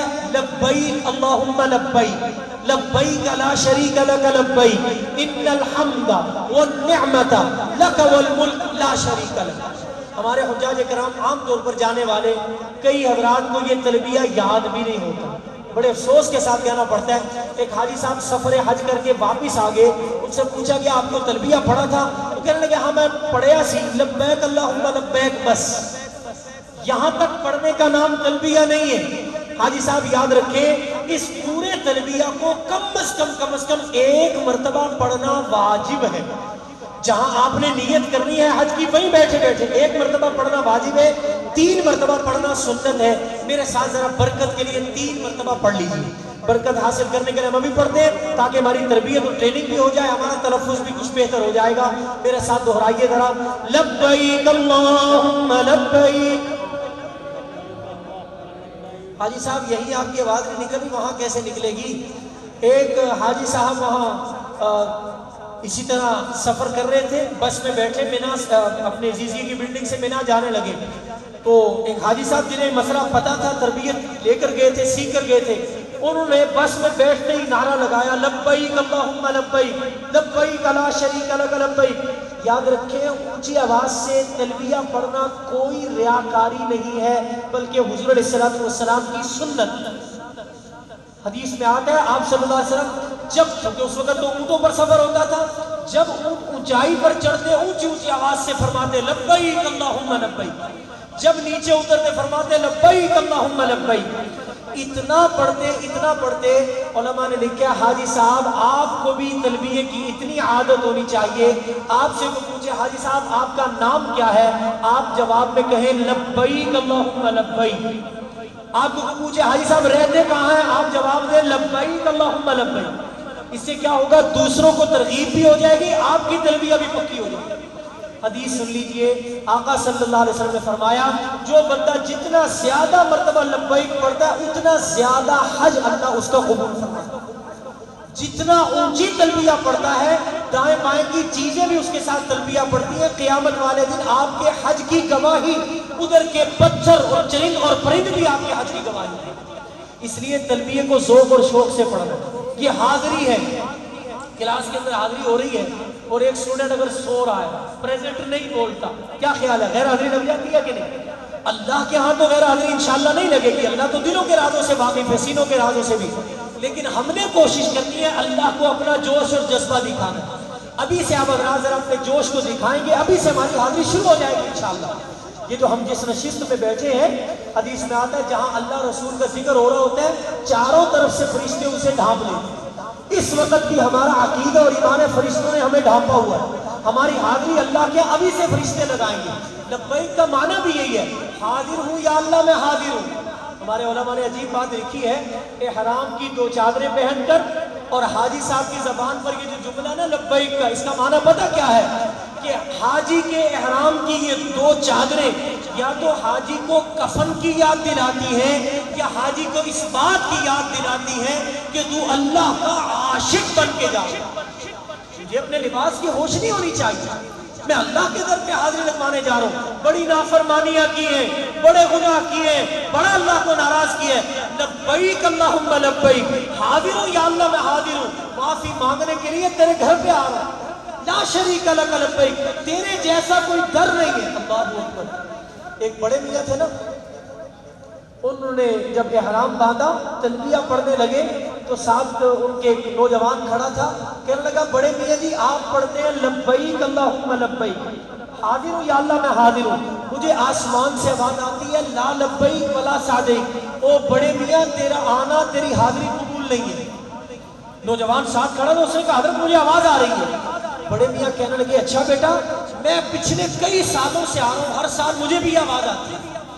وہ نوجوان کو میری طرح کا تھا، کہنے لگا بابا جی پھر آپ آتے کیوں ہیں؟ جب ہر سال یہی آواز آتی ہے تیرا آنا تیری حاضری، پھر آتے کیوں ہیں؟ وہ بابا جی رو کر کہنے لگے بیٹا مجھے آپ بتا دو اس در کے علاوہ اس جیسا پوری دنیا میں کوئی اور در ہے تو بتا دو، میں وہاں چلا جاؤں. ہمارا اس کے علاوہ در ہی کوئی، ہم نے یہی نہیں قبول کریں گے پھر بھی میرا بندے ہونے کے ناطے میرا کام ہے، میں پھر بھی یہی چھوڑوں. لا شریک لک لبیک، اللہ تیرا شریک ہی کوئی، میں آ گیا وہ معافی مانگنے. بابا جی نے اب رو کے جب تلبیہ پڑھا ہے وہ نوجوان کہنے لگا اب آواز آتی ہے وہ بڑے میاں آپ کی حاضری بھی قبول ہے، جتنے اس سال حلال پیسوں سے آئے ہیں آپ کی برکت سے ان سب کی حاضری میں نے قبول کی. اس لیے حاجی صاحب دل سے تلبیہ پڑھ رہی، اللہ کے ہاں حاضری لگ رہی ہے. لا شریک لک لبیک ان الحمد، ساری تعریفیں، میرا پروٹوکول، میری حیثیت، میرا اعزاز، میں منسٹر ہوں، میں وزیر ہوں، میں مشیر ہوں. حاجی صاحب 2 چادریں کفن والی پہن کر یہ سارے پروٹوکول اتر گئے. اب ساری تعریفیں سوائے اللہ کے کسی اور کے لیے. میں وزیر ہوں، میری تعریف ہے، فلانا میری تعریف، نہیں، اب ساری تعریفیں اللہ کی۔ ان الحمد والنعمت، جو آپ نے مجھے یا اللہ صلاحیتیں دی، جوانی دی، عزت عطا فرمائی، مال دیا، یہ نعمتیں بھی آپ نے دی۔ والنعمت لک والملک، بادشاہت بھی تیری ہے، آج کے بعد میری کوئی بادشاہت نہیں، لا شریک لک، میرا کوئی شریک نہیں۔ اب اس ترجمے کو ذہن میں رکھ کے میرے ساتھ ذرا دہرائیے، خواتین ذرا آہستہ آواز سے، مرد حضرات کوشش کریں ابھی سے اپنی حاضری اونچی لگوائیں، اس میں شرمانا نہیں ہے۔ میں کہتا ہوں اپنی شرم کو یہاں توڑ کر جائیں، جیسے کہتے ہیں نا کہ حج میں جانے سے پہلے اپنے ٹانگوں کی کھلیاں یہاں توڑ کر جائیں، اتنا پیدل یہاں چلیں تاکہ وہاں پیدل چلنے میں دقت نہ ہو۔ اسی طرح اپنی شرم کو یہاں اتار کے جائیں۔ وہ آپ دیکھیں گے مکے میں ہر ایک نے اپنے خالق سے، اللہ سے لو لگائی، تو کیسے رو رہا ہے، تو کسی زبان میں اللہ سے مانگ رہا ہے، ہر ایک کا تعلق اللہ سے جڑا ہوا۔ تو ہم نے تلبیہ پڑھ رہے ہیں ذرا جوش جذبے کے ساتھ، لبیک اللہم لبیک، لبیک لا شریک لک لبیک، ان الحمد والنعمت لک والملک لا شریک لک، لبیک اللہم لبیک، لبیک لا شریک لک لبیک، ان الحمد والنعمت لک والملک لا شریک لک۔ یہ 2 مرتبہ ہو گئے، تیسری مرتبہ پھر برکت کے لیے پڑھ لیجیے، لبیک اللہم لبیک، لبیک لا شریک لک لبیک، ان الحمد والنعمت لک والملک لا شریک لک۔ حاجی صاحب آپ حضرات نے 2 چادریں پہنی، 2 رکعت نفل پڑھے، نیت کر لی، تلبیہ پڑھ لیا، آپ کا احرام اب شروع ہو گیا۔ احرام پہلا کام تھا، حج کا پہلا دن 8 ذی الحجہ، ایک کام کرنا تھا، کیا؟ حج کا احرام باندھ کر مینا جانا ہے، پورا دن مینا میں گزارنا۔ یہ محترم عازمین حجاج مرد حضرات کے احرام کا طریقہ میں نے عرض کیا۔ خواتین احرام کیسے باندھے گی وہ بھی سمجھ لیجیے۔ بالکل اسی طرح خواتین بھی اپنے لیے ایک بیگ تیار کریں گی، اس میں احرام کی چادریں تو نہیں ہوں گی، باقی سارا سامان خواتین اپنے ساتھ رکھیں گی۔ اسی طرح خواتین نے بھی عزیزیہ اپنے بلڈنگ میں، اپنے ہوٹل میں 2 رکعت نفل پڑھ لینے جیسے مردوں نے پڑھے۔ اسی طرح خواتین نے بھی نیت کر لینی ہے، خواتین نے بھی تلبیہ پڑھ لینا، خواتین کا بھی احرام بند گیا، خواتین کا بھی احرام بند گیا۔ اسی طرح وہ خواتین، وہ ہماری مائیں بہنیں کہ جن کے لیے نماز پڑھنا منع ہے، جو نماز نہیں پڑھ سکتی، وہ حج کا احرام کیسے باندھیں گی وہ بھی پریشان ہو جاتی، ان کا طریقہ بھی سن لیجئے۔ جو خواتین نماز نہیں پڑھ سکتی، ایسی کنڈیشن میں آ جائیں نماز نہیں پڑھ سکتی، وہ احرام کیسے باندھے گی؟ انہوں نے بھی عزیزیہ بلڈنگ میں اپنے حج کا بیگ تیار کرنا ہے، نفل نہیں پڑھنے۔ جو خاتون نماز نہیں پڑھ سکتی انہوں نے عزیزیہ بلڈنگ میں نفل نہیں پڑھنے، انہوں نے صرف اپنی جگہ پر بیٹھے بیٹھے نیت کر کے تلبیہ پڑھ لینے ہیں۔ ان کا بھی احرام بن گیا، ان کا بھی کہیں اور جانے کی ضرورت نہیں، کوئی اور کام کرنے کی ضرورت نہیں۔ اپنے ہوٹل میں بلڈنگ میں غسل کیجئے، مرد حضرات غسل کریں، 2 چادریں پہنی، نماز پڑھی، 2 نیت کی، تلبیہ پڑھ لیا۔ پاک خواتین نے بھی غسل کیا، اپنا پاک صاف لباس پہنا، اوپر عبایا پہن لیا، سکارف سر پہ لے لیا، 2 رکعت نفل پڑھے، نیت کر کے تلبیہ پڑھ لیا، خواتین کا بھی احرام بن گیا۔ جو خواتین نماز نہیں پڑھ سکتی وہ بھی عزیزیہ اپنی بلڈنگ میں ہوٹل میں غسل کریں گی، صاف ستھرے کپڑے، عبایا، سکارف پہن لے گی۔ انہوں نے نماز نہیں پڑھنی، نیت کر کے تلبیہ پڑھیں گی، ان کا بھی احرام بن گیا۔ حاجی صاحب احرام کی نیت اور تلبیہ کے بعد 7 پابندیاں لگ جاتی ہیں۔ جو حضرات جنہوں نے پچھلی نشست نہیں لی وہ بھی یہاں بات کو سمجھ لیں کہ آپ حضرات نے جب پاکستان سے یا مدینہ منورہ سے مکہ مکرمہ پہلا عمرہ کرنے کے لیے جانا ہے، اس وقت بھی آپ حضرات نے احرام اسی طرح باندھنا ہے، اسی طرح باندھنا ہے۔ احرام کا یہی طریقہ ہوگا ہمیشہ۔ آپ نے جیسے ہی احرام کی نیت کر کے تلبیہ پڑھا، 7 پابندیاں لگ گئی، اس کو سمجھ لیجئے۔ پہلی پابندی، مرد حضرات کے لیے سلا ہوا لباس پہننا منع۔ مرد حضرات اب جب تک پنڈ نہیں ہو جاتی، حلق یا قصر نہیں ہو جاتا، اس وقت تک مرد حضرات سلا ہوا لباس نہیں پہن سکتے، خواتین پہن سکتی ہیں۔ یہاں ایک اور بات عرض کر دوں، سلائی منع نہیں ہے، سلا ہوا لباس منع۔ سلائی منع نہیں ہے۔ آپ صلی اللہ علیہ وسلم کے دور میں غربت کا زمانہ تھا، صحابہ کرام حج عمرے کے لیے تشریف لے جاتے، جیسے ہمارے ہاں بڑی بڑی کھلی کھلی چادریں ہوتی ہیں ایسا نہیں ہوتا تھا، چھوٹی چادریں ہوتی تھی۔ بعض اوقات صحابہ کرام ایک چادر کو دوسری چادر سے سی لیا کرتے، سی کر اپنے سائز کے مطابق بنا لیتے تھے۔ اس لیے اگر دو چھوٹی چادروں کو جوڑتے ہوئے سلائی لگانی پڑے جائز۔ یہ میں اس لیے آپ کر رہا ہوں، حاجی صاحب نے کتاب میں پڑھا ہوتا ہے سلائی منع، حاجی صاحب وہ چادروں کے کناروں پر دھاگے نکل رہے ہوتے ہیں، پیکو بھی نہیں کرواتے۔ وہ جب احرام لینے کے لیے جاتے ہیں ڈر جاتے ہیں، وہ جی احرام میں تو سلائی لگی ہے، سلائی تو منع ہے۔ مسئلہ سمجھ کے جائیں، سلائی منع نہیں ہے۔ احرام کے کنارے کو پیکو کروانا، اس کو فولڈ کرنا دھاگے ختم کرنے کے لیے بالکل جائز ہے، کوئی حرج نہیں۔ سلائی منع نہیں ہے، سلا ہوا لباس منع، لباس منع ہے۔ لباس کی طرف میں جو سلا ہوا ہوتا ہے، شلوار، قمیض، بنیاد، یہ چیزیں پہننا منع ہے، سلائی منع نہیں، سلائی منع نہیں ہے۔ بہرحال یہ دو چادریں آپ نے پہنی ہوگی۔ پہلی پابندی مرد حضرات کے لیے سلا ہوا لباس پہننا اب منع ہے، لباس پہننا منع ہے، سلائی منع نہیں۔ خواتین سلا ہوا لباس پہن سکتی ہیں، بلکہ انہوں نے اس لباس ہی پہننا ہے، خواتین کے لیے پہلی پابندی نہیں ہے۔ دوسری پابندی، مرد حضرات نے اپنے چہرے اور سر پر کوئی ٹوپی، عمامہ، چادر، کپڑا نہیں لگنے دینا، حتیٰ کہ احرام کی حالت میں اگر آپ حضرات نے آرام بھی کرنا ہے تو اپنی چادر، اپنے کمبل کو، لحاف کو گردن کے نیچے نیچے رکھیں گے، گردن پر، سر پہ، اپنے چہرے پر لحاف سے سر کو نہیں ڈھانپنا۔ مینا کے اندر نیند آتی ہے، بعض اوقات حاجی صاحب غفلت میں اپنے سر چادر سر کے اوپر لے لیتے ہیں، آپ نے پیار محبت سے، تحمل سے، آرام سے حاجی صاحب کی چادر سر سے ہٹا دینی۔ اگر 12 گھنٹے، بلکہ بعض علماء نے لکھا 8 گھنٹے تک یہ چادر سر کے اوپر پڑی رہی تو پورا بکرے والا دم لازم ہو جائے گا۔ اگر تھوڑی دیر کے لیے کوئی چادر سر پہ آگے ہٹا لی تو پھر آپ 1.25 کلو گندم یا اس کے پیسے صدقہ کریں گے تو وہ کور ہو جائے گا۔ لیکن آپ حضرات نے کوشش کرنی ہے اپنے چہرے پر، اپنے سر پہ کوئی چادر، کوئی ٹوپی، کوئی عمامہ، کوئی چیز نہیں لگنے دینی۔ ہاں، رومال سے یا تولیے سے چہرے کو پونچھ سکتے ہیں، سر پر چھتری رکھ سکتے ہیں، لیکن چادر یا ٹوپی، عمامہ، یہ چیزیں اپنے چہرے پر یا سر پر یہ نہیں رکھ سکتے، اس کو ڈھانپ نہیں سکتے۔ خواتین کے لیے صرف اتنی پابندی ہے کہ انہوں نے اپنے چہرے کو نہیں ڈھانپنا، چادر وغیرہ سے چہرے کو نہیں ڈھانپنا، چہرے پر چادر خواتین نے نہیں لگنے دینی۔ مرد حضرات نے سر اور چہرے پر چادر نہیں لگنے دینی، خواتین نے صرف چہرے پر چادر نہیں لگنے دینی۔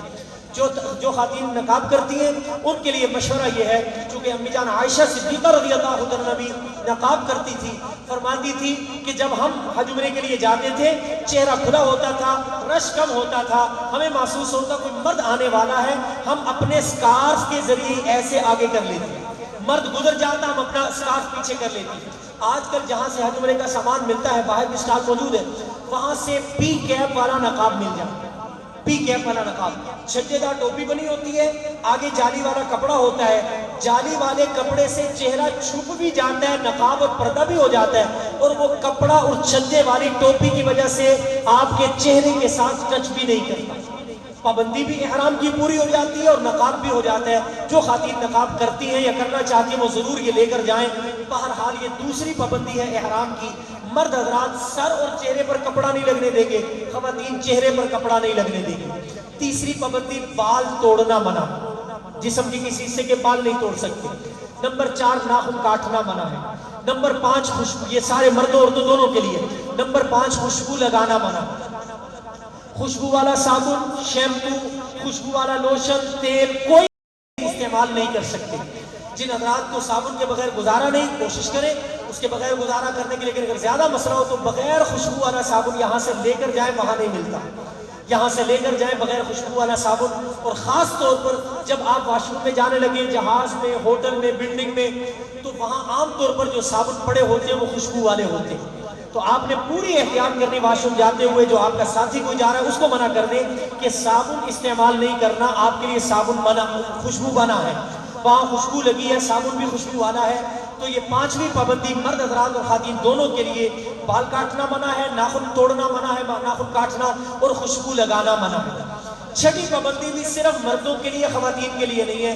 مرد حضرات اب پاؤں میں بند جوتے، جرابیں، موزے، دستانے نہیں پہن سکتے۔ مرد حضرات اب کینچی چپل پہنیں گے، کینچی چپل، جس سے اوپر پاؤں کی ابری ہوئی ہڈی ننگی رہے گی۔ مرد حضرات قینچی چپل پہنیں گے، بند جوتا جرابے موزے دستانے مرد نہیں پہن سکتے، خواتین بند جوتے جرابے موزے دستانے پہن سکتی ہیں۔ یہ چھٹی پابندی ہے۔ ساتویں اور آخری پابندی، گھر والے ساتھ ہوں تو ازدواجی تعلق قائم نہیں کر سکتے، اس سے ملتا جلتا کوئی کام نہیں کر سکتے۔ یہ 7 پابندیاں ہیں جن کا آپ حضرات نے نیت کر کے تلبیہ پڑھنے کے بعد خیال رکھنا ہے۔ میں پھر دہرانے لگا ہوں، مرد حضرات کے لیے سلا ہوا لباس پہننا منع ہے۔ مرد حضرات نے سر اور چہرے پر کپڑا نہیں لگنے دینا، خواتین نے چہرے پر کپڑا نہیں لگنے دینا، بال توڑنا منع ہے، ناخن کاٹنا منع ہے، خوشبو لگانا منع ہے۔ مرد حضرات کے لیے بند جوتا جرابے موزے دستانے پہننا منع ہے، خواتین پہن سکتی ہیں۔ نمبر 7، گھر والے ساتھ ہوں تو ازدواجی تعلق قائم نہیں کر سکتے، اس سے ملتا جلتا کوئی کام نہیں کر سکتے۔ یہ 7 پابندیوں کا آپ نے خیال رکھنا ہے۔ حج کا بیگ اٹھائیں گے، احرام باندھا ہے، اگر بس آنے میں تھوڑا سا دیر بھی ہے آپ آرام کر سکتے ہیں، اپنے ہوٹل میں آرام کیجئے۔ جب بس آنے کا وقت ہو سارا سامان سمیٹ کر حج والا ہینڈ کیری پکڑ کے بسوں میں سوار ہوں گے۔ یہ بسیں 8 ذی الحجہ کو یا 7 ذی الحجہ کی رات کو آپ کو لے کر مینا آپ کے خیمے میں چلی جائیں گے۔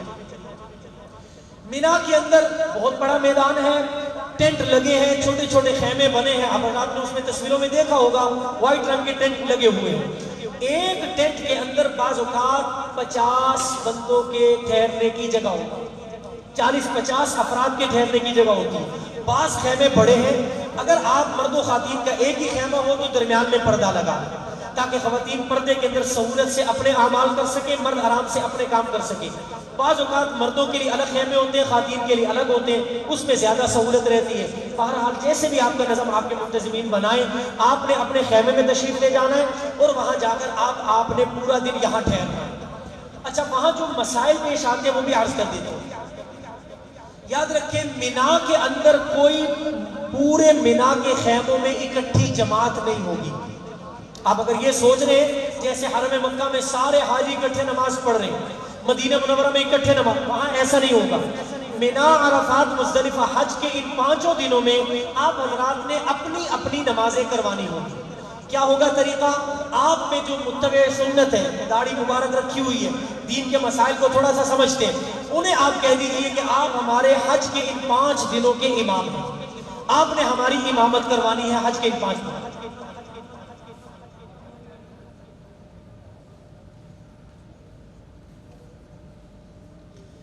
تو آپ حضرات نے حج کے ان 5 دنوں میں اپنا امام خود مقرر کرنا ہے، آپ کے اپنوں میں سے ہی ہوگا، انہی نے آپ نے خود آذان دینی ہے، خود اپنی جماعت کروانی ہے، اس میں جلد بازی نہیں کرنی۔ ابھی وہ فرما رہے ہیں کہ خیمے الگ الگ ہیں، خواتین کے الگ ہیں، مردوں کے الگ ہیں، بڑی سہولت رہتی ہے اس میں الحمدللہ۔ بہرحال آپ حضرات نے اپنی نمازیں خود پڑھوانی ہوگی، اس میں کیا طریقہ ہوگا؟ 2 مسائل وہاں زیادہ پیش آتے ہیں، وہ عرض کر دیتا ہوں۔ پہلا مسئلہ یہ پیش آتا ہے کہ لوگ دیکھا دیکھی آذانیں شروع کر دیتے ہیں، فلانے خیمے سے آواز آ رہی ہے، ہمارے خیمے میں بھی آذان شروع ہوگی۔ بعض اوقات وہاں وقت نماز کا ابھی شروع نہیں ہوا ہوتا، حاجی صاحب غلط وقت میں آذان دے کے نماز پڑھ لیتے ہیں، حالانکہ نماز کا بھی ٹائم نہیں ہوتا۔ اس میں بہترین سہولت والا کام کیا رہتا ہے؟ آج کل انٹرنیٹ کی سہولت موجود ہے، مکہ مکرمہ کا 5 نمازوں کا ٹائم آپ نیٹ سے دیکھ لیجیے۔ مزید سہولت یہ ہے، جب آپ حرم مکہ میں ہوں گے، اللہ کے گھر خانہ کعبہ مکہ مکرمہ میں ہوں گے، ساری نمازوں کی آذانیں، 5 نمازوں کی آذانیں اول وقت میں ہوتی ہیں۔ آپ ہر نماز کا ٹائم وہاں نوٹ کر لیں، فجر اتنے بج کے اتنے منٹ پر آذان ہوئی، ظہر اتنے بج کے اتنے منٹ پر، عصر اتنے بج کے اتنے منٹ پر، وہ ٹائم نوٹ کر لیں۔ مینا، عرفات، مزدلفہ، حج کے ان 5 دنوں میں جو ٹائم آپ نے مکے میں نوٹ کیا ہوگا، اس کے 5 منٹ بعد آپ اپنی آذان دیں، اپنی نماز پڑھائیں، بالکل آپ کو کوئی مسئلہ نہیں ہوگا، بالکل صحیح وقت پر آپ نماز ادا کریں۔ ایک اس میں ٹیکنیکل مشورہ یہ ہے۔ دوسری بات جو وہاں جھگڑا ہوتا ہے، نماز پوری پڑھنی ہے یا آدھی پڑھنی ہے، مسلکی اختلاف میں نہیں پڑھنا، کوشش کریں اتحاد امت کے ساتھ چلیں۔ کسی کا مسلک الگ ہے، وہ اپنے مسلک کے مطابق چلتا ہے تو اس کو چلنے دیجئے، جھگڑے کی بات نہیں۔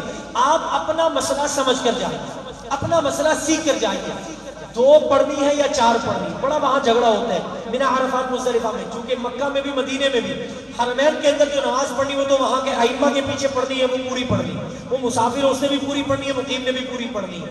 لیکن حاجی صاحب ان 4-5 دنوں میں حج کے وہاں جھگڑتے ہیں۔ حاجی صاحب مسئلہ سمجھ لیجئے، آپ حضرات نے اپنے شیڈول، اپنے پیکج کو دیکھ لینا ہے۔ ہمارے علماء نے مسئلہ لکھا ہے، جامع شرعیہ کا فتویٰ ہے، لاہور میں دیگر کئی علماء کا بھی یہی فتویٰ ہے کہ جن حجاج کرام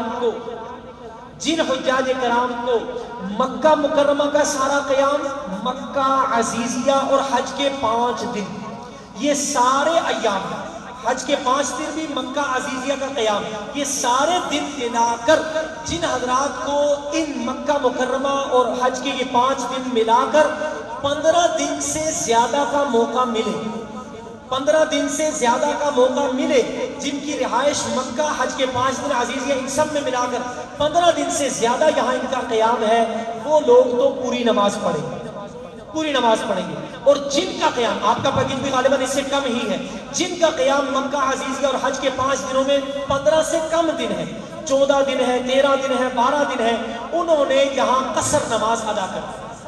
قصر نماز، قصر کا مطلب کیا ہے کہ 4 فرضوں والی کو 2 فرض کر کے پڑھنا، 4 فرضوں والی کو 2 فرض کر کے، ظہر، عصر اور عشاء، ظہر، عصر اور عشاء کے 4 فرضوں کی بجائے 2 فرض آپ نے ادا کرنے ہوں گے۔ یہ آپ حضرات مسئلہ سمجھ کے جائیے، جن حضرات کا حج کے 5 دنوں کو ملا کر مکے کا قیام 15 سے کم دن کا ہے، انہوں نے ان جگہوں پر قصر نماز ادا کرنی ہے، جن کا قیام 15 دن سے زیادہ کا ہے انہوں نے مکمل نماز ادا کرنی ہے۔ اب آ جائیے اگلا آخری مسئلہ اس حوالے سے کہ سنت نفل پڑھنی ہے یا نہیں پڑھنی۔ بعض حاجیوں کو میں وہاں جھگڑتے دیکھا، وہ کہتے ہیں جی فرض آتے ہو گئے نہیں تو سنت چھٹی ہونی چاہیے تھی۔ حاجی صاحب مسئلہ سمجھ لیجئے، شریعت یہ کہتی ہے کہ جس وقت کوئی مسافر ٹریولنگ پوزیشن میں ہو، حالت سفر میں ہے، اسے زیادہ لمبی نمازیں نہیں پڑھنی چاہیے۔ کیوں؟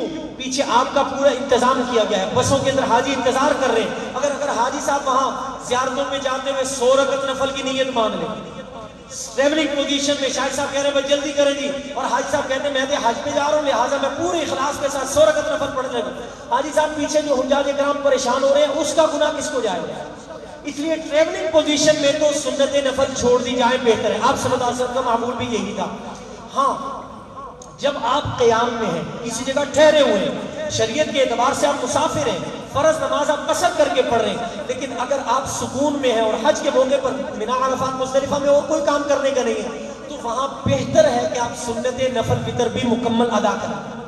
سنت و نفل میں قصر نہیں ہوتی، سنت ادا مکمل کی جائے گی، صرف فرضوں میں قصر کی جائے گی۔ اس کا مسئلہ بھی میں نے عرض کر دیا، یہ آپ کے حج کا پہلا دن 8 ذی الحجہ، اس کے مسائل میں نے عرض کیے۔ حج کتنے دنوں میں ادا کیا جاتا ہے حاجی صاحب؟ 5 دنوں میں۔ حج کا پہلا دن کون سا ہے؟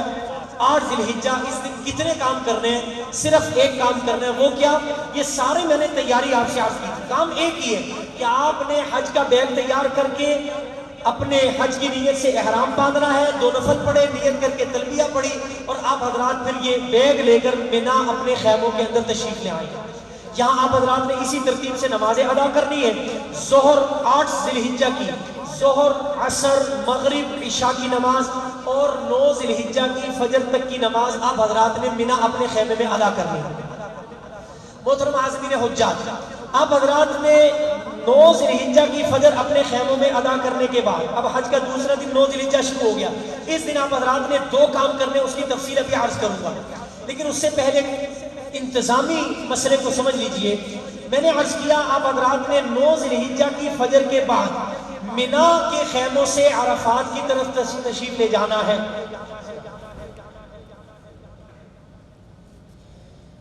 اب حضرات نے پہلا دن منا میں گزارا 8 ذی الحجہ کا مکمل۔ اب وہاں کیا ہوتا ہے، کتابوں میں حاجی صاحب نے پڑھا ہوتا ہے 9 ذی الحجہ کی فجر منا میں پڑھنے کے بعد عرفات کی طرف تشریف لے جائیں، لیکن انتظامی طور پر رش کی وجہ سے بعض اوقات 8 ذی الحجہ کی رات کو ہی 8 ذی الحجہ کی رات کو ہی بسوں کے ذریعے آپ کو عرفات میں لے جائے گا، 8 ذی الحجہ کی رات کو ہی۔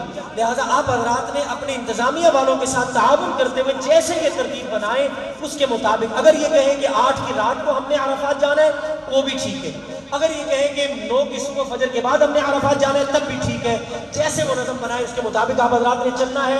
بہرحال 8 کا پورا دن آپ نے منا میں گزارا، حج کا پہلا دن تھا۔ اب آ جائیے حج کے دوسرے دن کی طرف۔ حج کا دوسرا دن کون سا ہے حاجی صاحب؟ 9 ذی الحجہ۔ حج کا دوسرا دن کون سا ہے؟ 9 ذی الحجہ۔ اس دن کتنے کام کرنے ہیں؟ 2 کام۔ حج کا پہلا دن 8 ذی الحجہ 1 کام، حج کا دوسرا دن 9 ذی الحجہ، دو کام، دونوں کاموں کا نام یاد کر لیجئے۔ ایک کو کہتے ہیں وقوف عرفہ، وقوف عرفہ، دوسرا کام ہے وقوف مزدلفہ، وقوف عرفہ، وقوف مزدلفہ۔ یہ دو کام آپ حضرات نے حج کا دوسرا دن 9 ذی الحجہ کو کرنے ہیں۔ ان دونوں کو سمجھ لیجئے، ان دونوں کا ٹائم سمجھ لیجئے، ان دونوں میں کرنا کیا ہے اس کو سمجھ لیجئے۔ 3 سوال کلیئر کر لیجئے۔ وقوف عرفہ، وقوف مزدلفہ کیا ہے، اس کا ٹائم کیا ہے، اس میں کرنا کیا ہے، یہ دوسرا دن بھی آپ کا کور ہو جائے گا۔ وقوف کہتے ہیں ٹھہرنے کو، وقوف کہتے ہیں ٹھہرنے کو، رکنے کو۔ عرفہ عرفات کے میدان کا نام ہے، جیسے مینا میں نے عرض کیا ایک میدان ہے، اسی طرح عرفات بھی ایک میدان ہے۔ تیسرا میدان ہے مزدلفہ، مزدلفہ یہ مینا کے قریب ہے۔ مینا آپ کا پہلا دن 8 ذی الحجہ کا مکمل دن گزرا، دوسرا دن 9 ذی الحجہ، عرفات میں جا کر ٹھہرنا ہے اور مزدلفہ میں جا کر ٹھہرنا ہے، یہ دو کام ہیں۔ حج کا دوسرا دن 9 ذی الحجہ، کتنے کام کرنے ہیں؟ 2 کام۔ پہلا کام عرفات میں جا کر ٹھہرنا ہے، دوسرا کام مزدلفہ میں جا کر ٹھہرنا ہے۔ وقوف عرفہ عرفات میں کرنا ہے، وقوف مزدلفہ مزدلفہ میں کرنا ہے۔ وقوف عرفہ کا ٹائم کیا ہے، وقوف عرفہ کا وقت کب سے کب تک رہتا ہے، وقوف مزدلفہ کا وقت کیا ہے، اس کو سمجھ لیجئے۔ وقوف عرفہ کا ٹائم ہے زوال سے لے کر غروب آفتاب تک۔ مزید اگر آسان کر دوں، 9 ذی الحجہ کی ظہر سے لے کر مغرب تک، 9 ذی الحجہ کی ظہر سے لے کر مغرب تک، یہ سارا ٹائم آپ نے عرفات میں گزارنا واجب ہے۔ اور یہ کام وقوف عرفہ، وقوف عرفہ حج کا فرض رکن ہے، فرض عمل۔ حج کے اندر 3 کام کرنا فرض ہے: احرام باندھنا، عرفات میں وقوف کرنا، نمبر 3 طواف زیارت کرنا۔ یہ 3 کام حج کے فرض میں شامل ہیں۔ اس سے آپ کو پتا چلا 9 ذی الحجہ کا پہلا کام کتنی اہمیت والا ہے کہ حج کا فرض عمل۔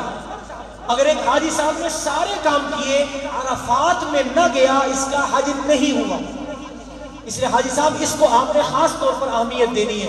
تو حج کا دوسرا دن 9 ذی الحجہ، پہلا کام کیا ہے؟ وقوف عرفہ، وقوف عرفہ۔ وقوف عرفہ کسے کہتے ہیں؟ عرفات میں جا کر ٹھہر جانا۔ اس کا وقت کیا ہے؟ 9 ذی الحجہ کی ظہر سے لے کر 9 ذی الحجہ کی مغرب تک عرفات میں ٹھہرنا۔ کرنا کیا ہے؟ دعائیں مانگنی ہے، نمازیں پڑھنی ہے، توبہ استغفار کرنی ہے، درود شریف پڑھنا ہے، بس۔ 9 ذی الحجہ حج کا دوسرا دن، پہلا کام وقوف عرفہ، کیا کرنا ہے؟ دعائیں مانگنی ہے، تلاوت قرآن کرنی ہے اور بس وقوف کرنا ہے، اور اس کے علاوہ کوئی ایکسٹرا کام نہیں۔ اب تھوڑی سی اس کی تفصیل عرض کر دیتا ہوں۔ آپ نے 8 ذی الحجہ کا پورا دن مینا میں گزارا، 9 کو صبح یا 8 کی شام کو آپ کو مزدلفہ لے جائیں گے۔ حاجی صاحب 9 ذی الحجہ کو آپ نے ایک وہ کام بھی کرنا ہے جو ہر سال آپ حضرات یہاں بھی کرتے ہیں۔ وہ کیا کام کرتے ہیں؟ ہر سال 9 ذی الحجہ کی فجر سے لے کر 13 ذی الحجہ کی عصر تک ہر فرض نماز کے بعد تکبیرات تشریق پڑھتے ہیں۔ اللہ اکبر لا الہ الا اللہ واللہ اکبر وللہ الحمد، یہ وہاں بھی پڑھیں۔ 9 ذی الحجہ کی فجر سے یہ تکبیرات شروع ہو جائیں گی۔ آپ نے احرام بھی باندھا ہوا ہے، آپ کی تلبیہ بھی چل رہی ہے، تلبیہ بھی کثرت سے پڑھتے رہنا ہے، یہ تکبیرات تشریق بھی پڑھتے رہنا ہے، ہر نماز کے بعد پڑھتے رہنا۔ خواتین اکثر وہاں بھول جاتی ہیں، یاد رکھیں ہر نماز کے بعد کم از کم ایک مرتبہ ان تکبیرات تشریق کا پڑھنا واجب ہے، واجب عمل ہے، نہ پڑھنے سے گناہ ملتا ہے۔ اس تکبیرات تشریق کو بھی آپ نے 9 ذی الحجہ کی فجر سے شروع کر دینا ہے۔ بہرحال آپ حضرات نے 9 ذی الحجہ کی فجر عرفات میں پڑھیں یا مینا میں پڑھیں، دونوں طرح ٹھیک ہے، کوئی حرج نہیں۔ اب میں نے عرض کیا 9 ذی الحجہ حج کے 2 کام کرنے ہیں۔ نمبر 1 وقوف عرفہ، اس کا وقت کب شروع ہوتا ہے؟ وقوف عرفہ کا وقت کب شروع ہوتا ہے؟ میں نے بھی عرض کیا ظہر سے شروع ہوتا ہے۔ ظہر سے پہلے آپ کے پاس حج کیا کرنے کا کوئی کام نہیں، لیکن آپ نے ایک اہم ترین کام کرنا ہے۔ وہ کیا کام کرنا ہے؟ 9 ذی الحجہ کو جب بھی آپ عرفات کے خیموں میں پہنچے، جا کر بھرپور آرام کریں، بھرپور آرام کریں، نیند لے لیں، اچھی طرح کھانا پینا وہ کر لیں، آرام کر لیں۔ 9 ذی الحجہ کی ظہر سے آدھا پونا گھنٹہ پہلے تک آرام کیجیے، کھانا پینے سے فارغ ہو جائیے۔ جب ظہر میں تھوڑا وقت رہ جائے آدھا پونا گھنٹہ پہلے، چونکہ وہاں واش روموں میں لائنیں لگی ہوتی ہیں، رش بہت زیادہ ہوتا ہے، آدھا پونا گھنٹہ پہلے آپ واش روم تشریف لے جائیے، اپنا تازہ وضو فرما لیجئے اور ظہر تک اپنے آپ کو اتنا تیار کر لیجئے کہ ظہر سے لے کر مغرب تک اب میں نے حج کا رکن اعظم ادا کرنا، دعائیں مانگنی ہے۔ اس وقت میں مجھے نیند نہیں آنی چاہیے۔ حاجی صاحب نے اگر صبح نیند نہیں پوری کی ہوتی، وقوف عرفہ کا ٹائم شروع ہو گیا، حاجی صاحب آرام کے لیے لیٹ جاتے۔ حج کا رکن اعظم جس نے آپ کو حاجی بنانا ہے، جس نے آپ کے سارے گناہوں کو معاف کروانا ہے، وہ یہ ٹائم ہے۔ اس سے پہلے آپ اس کی تیاری کر لیجئے۔ طریقہ یہی ہوگا، ظہر سے پہلے آرام کر کے کھانے پینے سے فارغ ہو کر آپ حضرات ظہر سے پہلے اپنے آپ کو تیار کریں گے، نماز ظہر کا وقت ادا ہوگا، نماز ظہر آپ حضرات نے اپنے خیموں میں ادا کرنی ہوگی۔ یہاں وقوف عرفہ کے حوالے سے بھی ایک دو ضروری مسائل عرض کر دوں، اس پر بھی بڑا وہاں جھگڑا ہوتا ہے۔ 9 ذی الحجہ وقوف عرفہ کا ٹائم ظہر سے شروع ہوگا۔ اب وہاں جو بڑا جھگڑا ہوتا ہے، ظہر عصر اکٹھی پڑھنی ہے یا الگ الگ پڑھنی ہے، آدھی پڑھنی ہے پوری پڑھنی ہے، یہ مسئلہ میں عرض کر چکا ہوں۔ 8 ذی الحجہ کی میں نے جب تفصیل عرض کی، اس میں نے عرض کر دیا آپ نے قصر پڑھنی ہے یا پوری پڑھنی ہے، اس کا آپ نے اصول اپنے ذہن میں بٹھا لیا۔ اب ظہر عصر اکٹھی پڑھنی ہے یا الگ الگ پڑھنی ہے، جھگڑنے کی ضرورت نہیں ہے۔ فقہ حنفی کے مطابق مسئلہ عرض کر دیتا ہوں، باقی جس صاحب کو جیسے جس مسئلے پر عمل کرنا ہے کر لیجئے، کسی کے ساتھ جھگڑنے کی ضرورت نہیں ہے۔ فقہ حنفی کے مطابق مسئلہ وہ حجاج کرام جو مسجد نمرہ، عرفات کے کنارے پر مسجد بنی ہے، تینوں میدانوں میں مسجدیں ہیں، مینا میں بھی مسجد ہے، مسجد خیف، وہ عرفات میں مسجد ہے، مسجد نمرہ، اور مزدلفہ میں مسجد مشعر الحرام ہے، زیارتوں میں آپ کو دکھائی جائے گی۔ عرفات کے میدان میں جو مسجد بنی ہے مسجد نمرہ، جو حجاج کرام اس مسجد کے اندر حج کے امام کے پیچھے، مسجد نمرہ میں حج کے امام کے پیچھے خطبہ سننے کے بعد ظہر اور عصر کی نماز پڑھیں گے، وہ تو اکٹھی نمازیں پڑھیں گے ظہر اور عصر کی، ظہر کے وقت میں ظہر عصر اکٹھی پڑھیں گے حج کے امام کے پیچھے مسجد نمرہ میں۔ اور جو حجاج کرام اپنے اپنے خیموں میں ہوں گے، حاجی صاحب آپ حضرات کو بھی میرا مشورہ ہے، آپ حضرات نے بھی باہر کہیں نہیں جانا، اپنے خیمے میں رہنا، اپنے خیمے، مسجد نمرہ میں جانے کی کوشش نہیں کرنی۔ یہ کیوں عرض کر رہا ہوں؟ اس لیے حاجی صاحب کہ آپ کا حج کا رکن اعظم ہے وقوف عرفہ، 9 ذی الحجہ کی ظہر سے مغرب تک کا ٹائم۔ اگر آپ اس میں جوش میں آ کر، جوانی میں آ کر مسجد نمرہ چلے گئے، آپ کا حج کا رکن اعظم سارا دن آنے اور جانے اس کی تھکاوٹ میں اتارنے میں لگ جائے۔ وقوف عرفہ جو اہم ترین رکن ہے وہ آپ کا رہ جائے، اس لیے آپ نے کوشش نہیں کرنی، اپنے انتظامیہ والوں کے تعاون کے ساتھ چلنا ہے، جیسے آپ کو انسٹرکشن دیں گے اس کے مطابق آپ حضرات نے اپنے خیمے میں رہنا ہے۔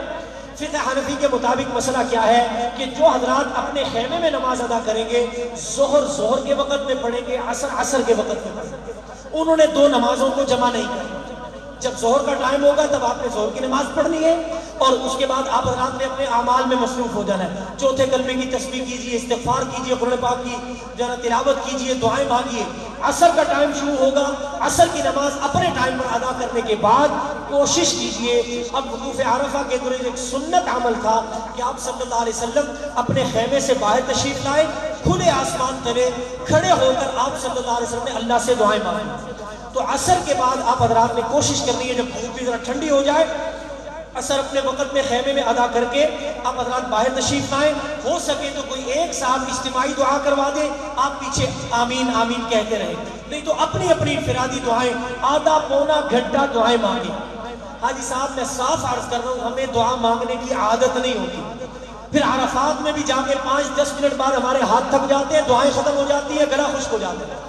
میں کہا کرتا ہوں، ہمارے اساتذہ مشائخ فرمایا کرتے تھے، دعا کی بھی ایک لذت ہوتی ہے، دعا کا بھی ایک مزہ ہوتا ہے، جو کم از کم آدھا گھنٹہ مکمل مستقل مسلسل آدھا گھنٹہ اللہ سے مانگنے کے بعد وہ مزہ آنا شروع ہوتا ہے۔ ہماری دعائیں 5 منٹ میں ختم ہو جاتی ہیں، اس لیے ابھی سے دعائیں لمبی لمبی مانگنے کی عادت بنائیں۔ عرفات میں خوب اللہ سے دعائیں مانگیں۔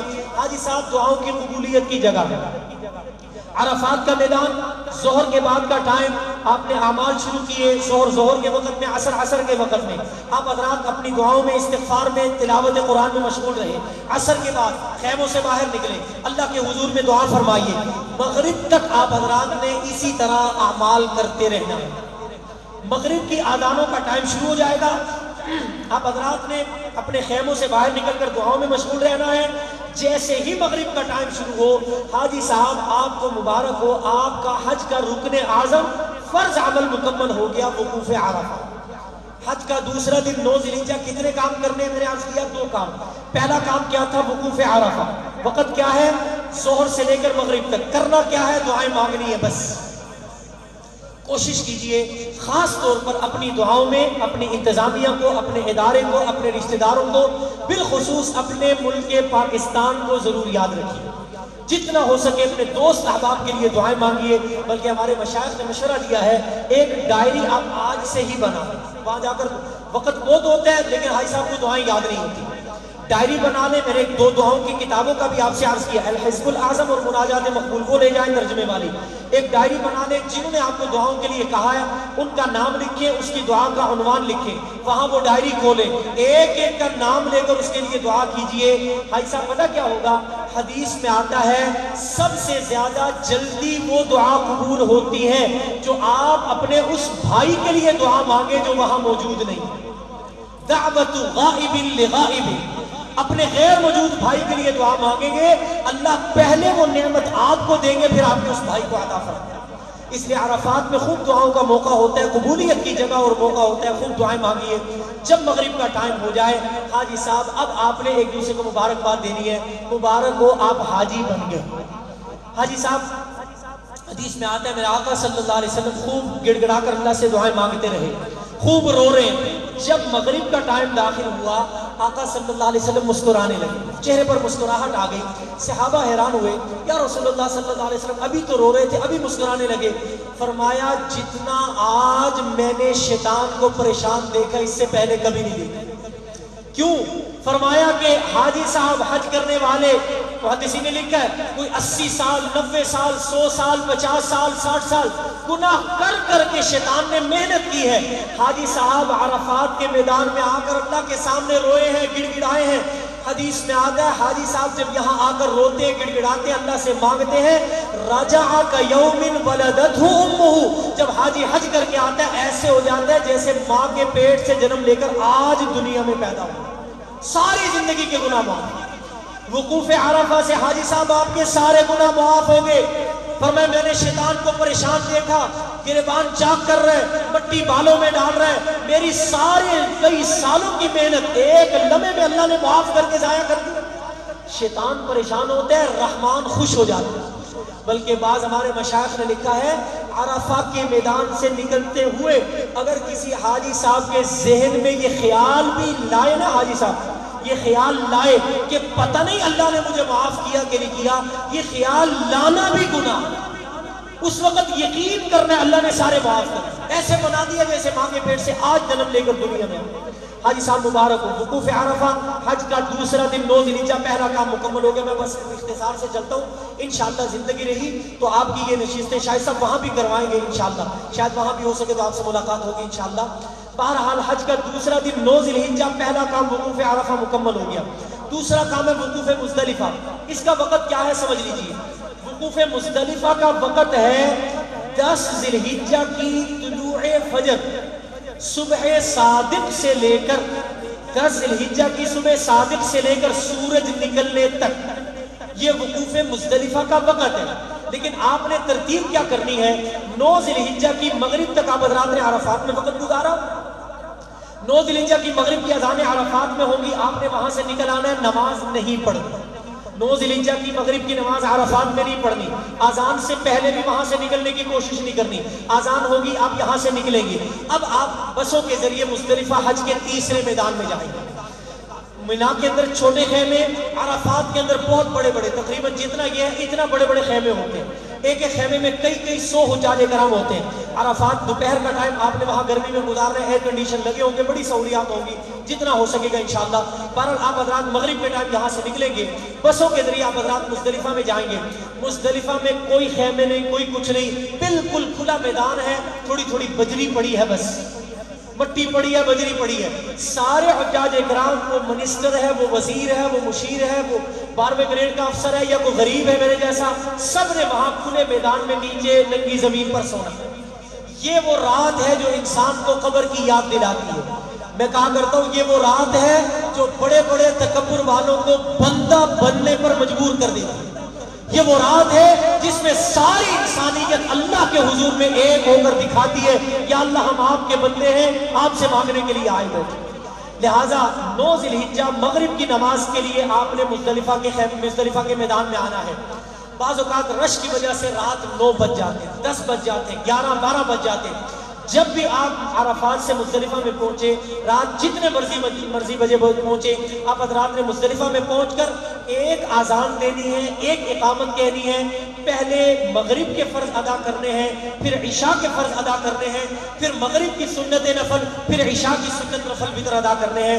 یہ آپ نے 9 ذی الحجہ کی مغرب اور عشاء کے وقت میں مزدلفہ کے میدان میں آ کر ادا کرنے ہیں. کیسے ہوگی ترتیب؟ آپ مزدلفہ میں آئیں گے, جہاں مناسب جگہ ملے, خواتین آپ کے ساتھ ہوں گی, آگے مرد ہو جائے پیچھے خواتین کو, واش روم قریب والی جگہ پر بیٹھ جائے تو زیادہ بہتر اور سہولت ہے. آپ مزدلفہ میں تشریف لائیں گے, یہاں کسی کے پاس کوئی سہولت نہیں. آپ جاتے ہوئے اپنی چٹائی بھی اپنے ساتھ لے کر جائیں گے حج والے بیگ میں. آپ حضرات وہ چٹائی وہاں بچھائیں گے, اپنا حج والا بیگ رکھیں گے, تازہ وضو فرما لیجئے. مغرب اور عشاء کی نماز ایک اذان ایک اقامت کے ساتھ یہاں ادا کریں. مغرب اور عشاء کی نماز ادا کرنے کے بعد حاجی صاحب آپ کے وقوف مزدلفہ کا ٹائم ابھی شروع نہیں ہوا. وقوف مزدلفہ کا ٹائم کب شروع ہوگا؟ اگلے دن صبح صادق سے, فجر کی اذان سے. اس سے پہلے آپ نے کیا کرنا ہے؟ مغرب عشاء یہاں اکٹھی پڑی. رات سونے سے پہلے 70 کنکریاں, چنے کے دانے کے برابر چھوٹے چھوٹے پتھر, 70 کنکریاں اٹھا کر کنکریوں کے تھیلوں میں ڈالیں. تھیلا اپنے بیگ میں رکھ لیں. کچھ دیر یہاں آرام فرما لیجیے, آرام فرما لیجئے. تھکاوٹ ہوتی ہے کیونکہ ظہر سے لے کر مغرب تک آپ نے عبادت کی ہے, مغرب کے بعد ٹریول کرتے ہوئے آپ یہاں پہنچے, تھکاوٹ ہوتی ہے, بڑے مزے کی نیند آتی ہے. حاجی صاحب آرام کیجئے. اور بعض علماء نے لکھا ہے, حدیث سے ثابت ہوتا ہے, یہ جو مزدلفہ میں آپ حضرات رات گزارتے ہیں یہ لیلۃ القدر سے بھی افضل رات ہے, اتنی قیمتی رات ہے. لہذا کوشش کریں کہ آپ پوری رات سونے کی بجائے فجر کی اذان سے الارم لگا کر آدھا پونا گھنٹہ پہلے بیدار ہو جائیں, آدھا پونا گھنٹہ پہلے بیدار ہو جائیں. وضو دوبارہ تازہ فرما لیجئے اور تہجد کی چند رکعتیں ادا کر دیجئے. ابھی وقوف مزدلفہ کا ٹائم شروع نہیں ہوا. وقوف مزدلفہ کا ٹائم شروع ہوگا 10 ذی الحجہ کی صبح صادق فجر کی اذان سے. اس سے پہلے آپ نے اپنے انفرادی اعمال کرنے. مغرب عشاء اکٹھی پڑی, کنکریاں جمع کی, آرام کیا, اس کے بعد تہجد کی کچھ رکعت ادا فرما لیے. فجر کی اذانیں آپ حضرات نے خود اپنا دینی ہوگی, جیسے آپ مینا عرفات کے خیموں میں دیتے رہے. فجر کی اذان صحیح وقت میں, دیکھا دیکھی غلط وقت میں نہیں دینی, میں نے ترتیب بتا دی. مکے سے ٹائم نوٹ کر کے لے کے جائیں, صحیح وقت میں فجر کی اذان دیجئے. اذان اور اول وقت میں فجر کی نماز ادا کرنے کے بعد حاجی صاحب آدھا پونا گھنٹہ کھڑے ہو کر وقوف فرما لیجئے. وقوف مزدلفہ میں کیا کیا جاتا ہے؟ کھڑے ہو کر دعائیں مانگی جاتی ہیں. بس تلاوت کر لیں, ذکر اذکار کر لیں, دعائیں مانگ لیں. کھڑا نہیں ہوا جاتا, تھوڑی دیر بیٹھ جائیں, تھوڑی دیر لازمی کھڑے ہو جائیں, کوشش کریں تھوڑی دیر لازمی کھڑے ہو کر دعائیں مانگیں. سورج نکلنے سے آدھا پونا گھنٹہ پہلے یہاں سے نکل کر اب آپ نے تیسرے دن کے اعمال شروع کر دیں. حج کا دوسرا دن 9 ذی الحجہ. کتنے کام میں نے بتائے؟ 2 کام. پہلا کام کون سا تھا؟ وقوف عرفہ, عرفات کے میدان میں ٹھہرے ظہر سے مغرب تک. دوسرا کام کیا ہے؟ وقوف مزدلفہ. مغرب عشاء مزدلفہ میں آ کر پڑھی, رات گزاری, کنکریاں جمع کی, فجر اول وقت میں پڑھ کے 15-20 منٹ آدھا گھنٹہ دعائیں مانگی. اب یہاں سے آپ حضرات نے پیدل بنا اپنے خیموں میں آنا.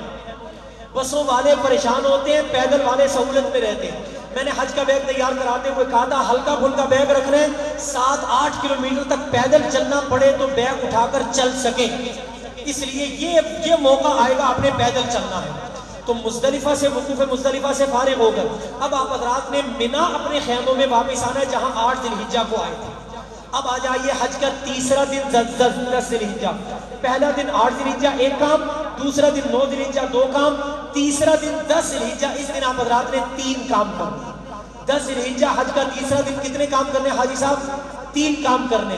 پہلا کام ہے رمی. رمی شیطان کو, جسے ہمارے یہاں کہتے ہیں عرف عام میں شیطان کو کنکریاں مارنا, جمرات کی رمی کرنا. دوسرا کام ہے قربانی. تیسرا کام ہے حلق یا قصر کروا کر حج کا احرام کھول دینا. یہ 3 کام کیسے کرنے اس کو سمجھ لیجئے. آپ حضرات مزدلفہ سے مینا اپنے خیموں میں تشریف لائیں گے.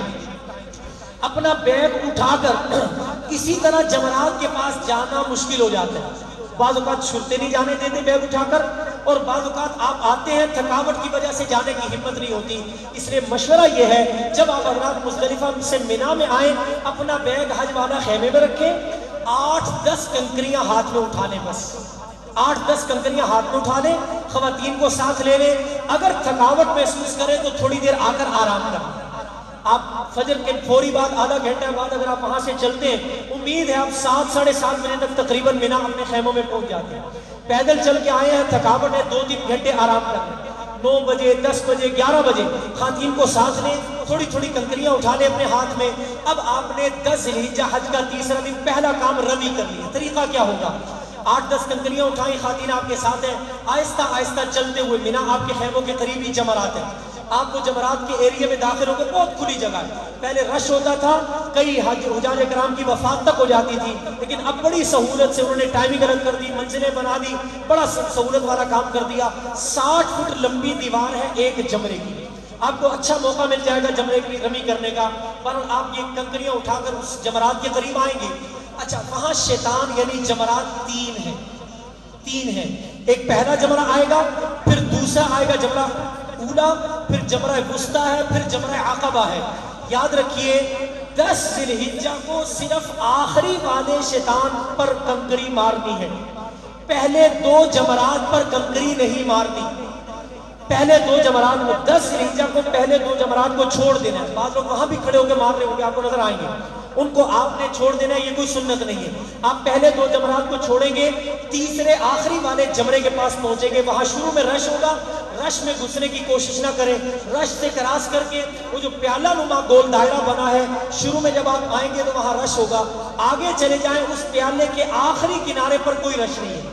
تجربہ یہی ہے، آخری کنارہ بالکل سہولت سے آپ دیوار کے ساتھ کھڑے ہوں گے، ایک ایک کنکری اٹھا کے ایسے کر کے ماریں گے. بسم اللہ اللہ اکبر رغما للشیطان ورضا للرحمن. شیطان کو رسوا اور رحمان کو راضی کرنے کے لیے کنکری مارتا ہوں. 7 کنکری اکٹھی نہیں مارنی، جوتا نہیں مارنا، گالیاں نہیں دینی، زبان سے دعا کرتے ہوئے ایک ایک کنکری اٹھا کر ایسے کر کے مارنی. آقا صلی اللہ علیہ وسلم ایسے مارتے تھے کہ بغل مبارک کی سفیدی نظر آتی تھی. اور حدیث سن لیجئے، فرمایا میرے آقا صلی اللہ علیہ وسلم نے ایک کنکری مارنے پر، جمرات میں ایک کنکری مارنے پر اللہ جل جلالہ میرے آپ کے اس گناہ کو معاف کرتے ہیں جو گناہ ہمیں ہلاک کرنے والا ہوتا ہے. مہلک ترین گناہ معاف ہو جاتا ہے ایک کنکری مارنے. 7 کنکریاں مارنے سے 7 گناہ معاف ہوں گے. ایک ایک کر کے آپ نے 7 کنکریاں مارنی ہے، دعا نہیں مانگنی، سنت یہی ہے. اچھا، یہاں ایک اور بات جو درمیان میں رہ گئی، جب آپ حضرات کنکری مارنا شروع کریں گے، 10 ذی الحجہ پہلا عمل ہے شیطان کو بڑے جمرے کو، جمرہ عقبہ کو کنکری مارنی ہے. حاجی صاحب اس جمرے پر کنکری مارنے سے پہلے وہ تلبیہ جو آپ نے حج کا احرام باندھ کر شروع کیا تھا وہ بند کر دیا. حج کا تلبیہ احرام سے شروع ہو کر کنکری پر ختم ہوتا ہے. پر آپ نے ایک ایک کر کے 7 کنکریاں ماری، واپس اپنے خیمے میں آ گئے. آپ حضرات نے جہاں قربانی جس ذریعے سے بھی کی ہوگی ان کو فون کر دیں، اطلاع دے دیں کہ جی میں نے کنکری مارنی ہے. یاد رکھیں حج کے جو تیسرے دن کے 3 کام ہے نا، رمی، قربانی، حلق یا قصر. رمی، قربانی، حلق یا قصر، ان تینوں چیزوں میں احناف کے نزدیک ترتیب واجب ہے.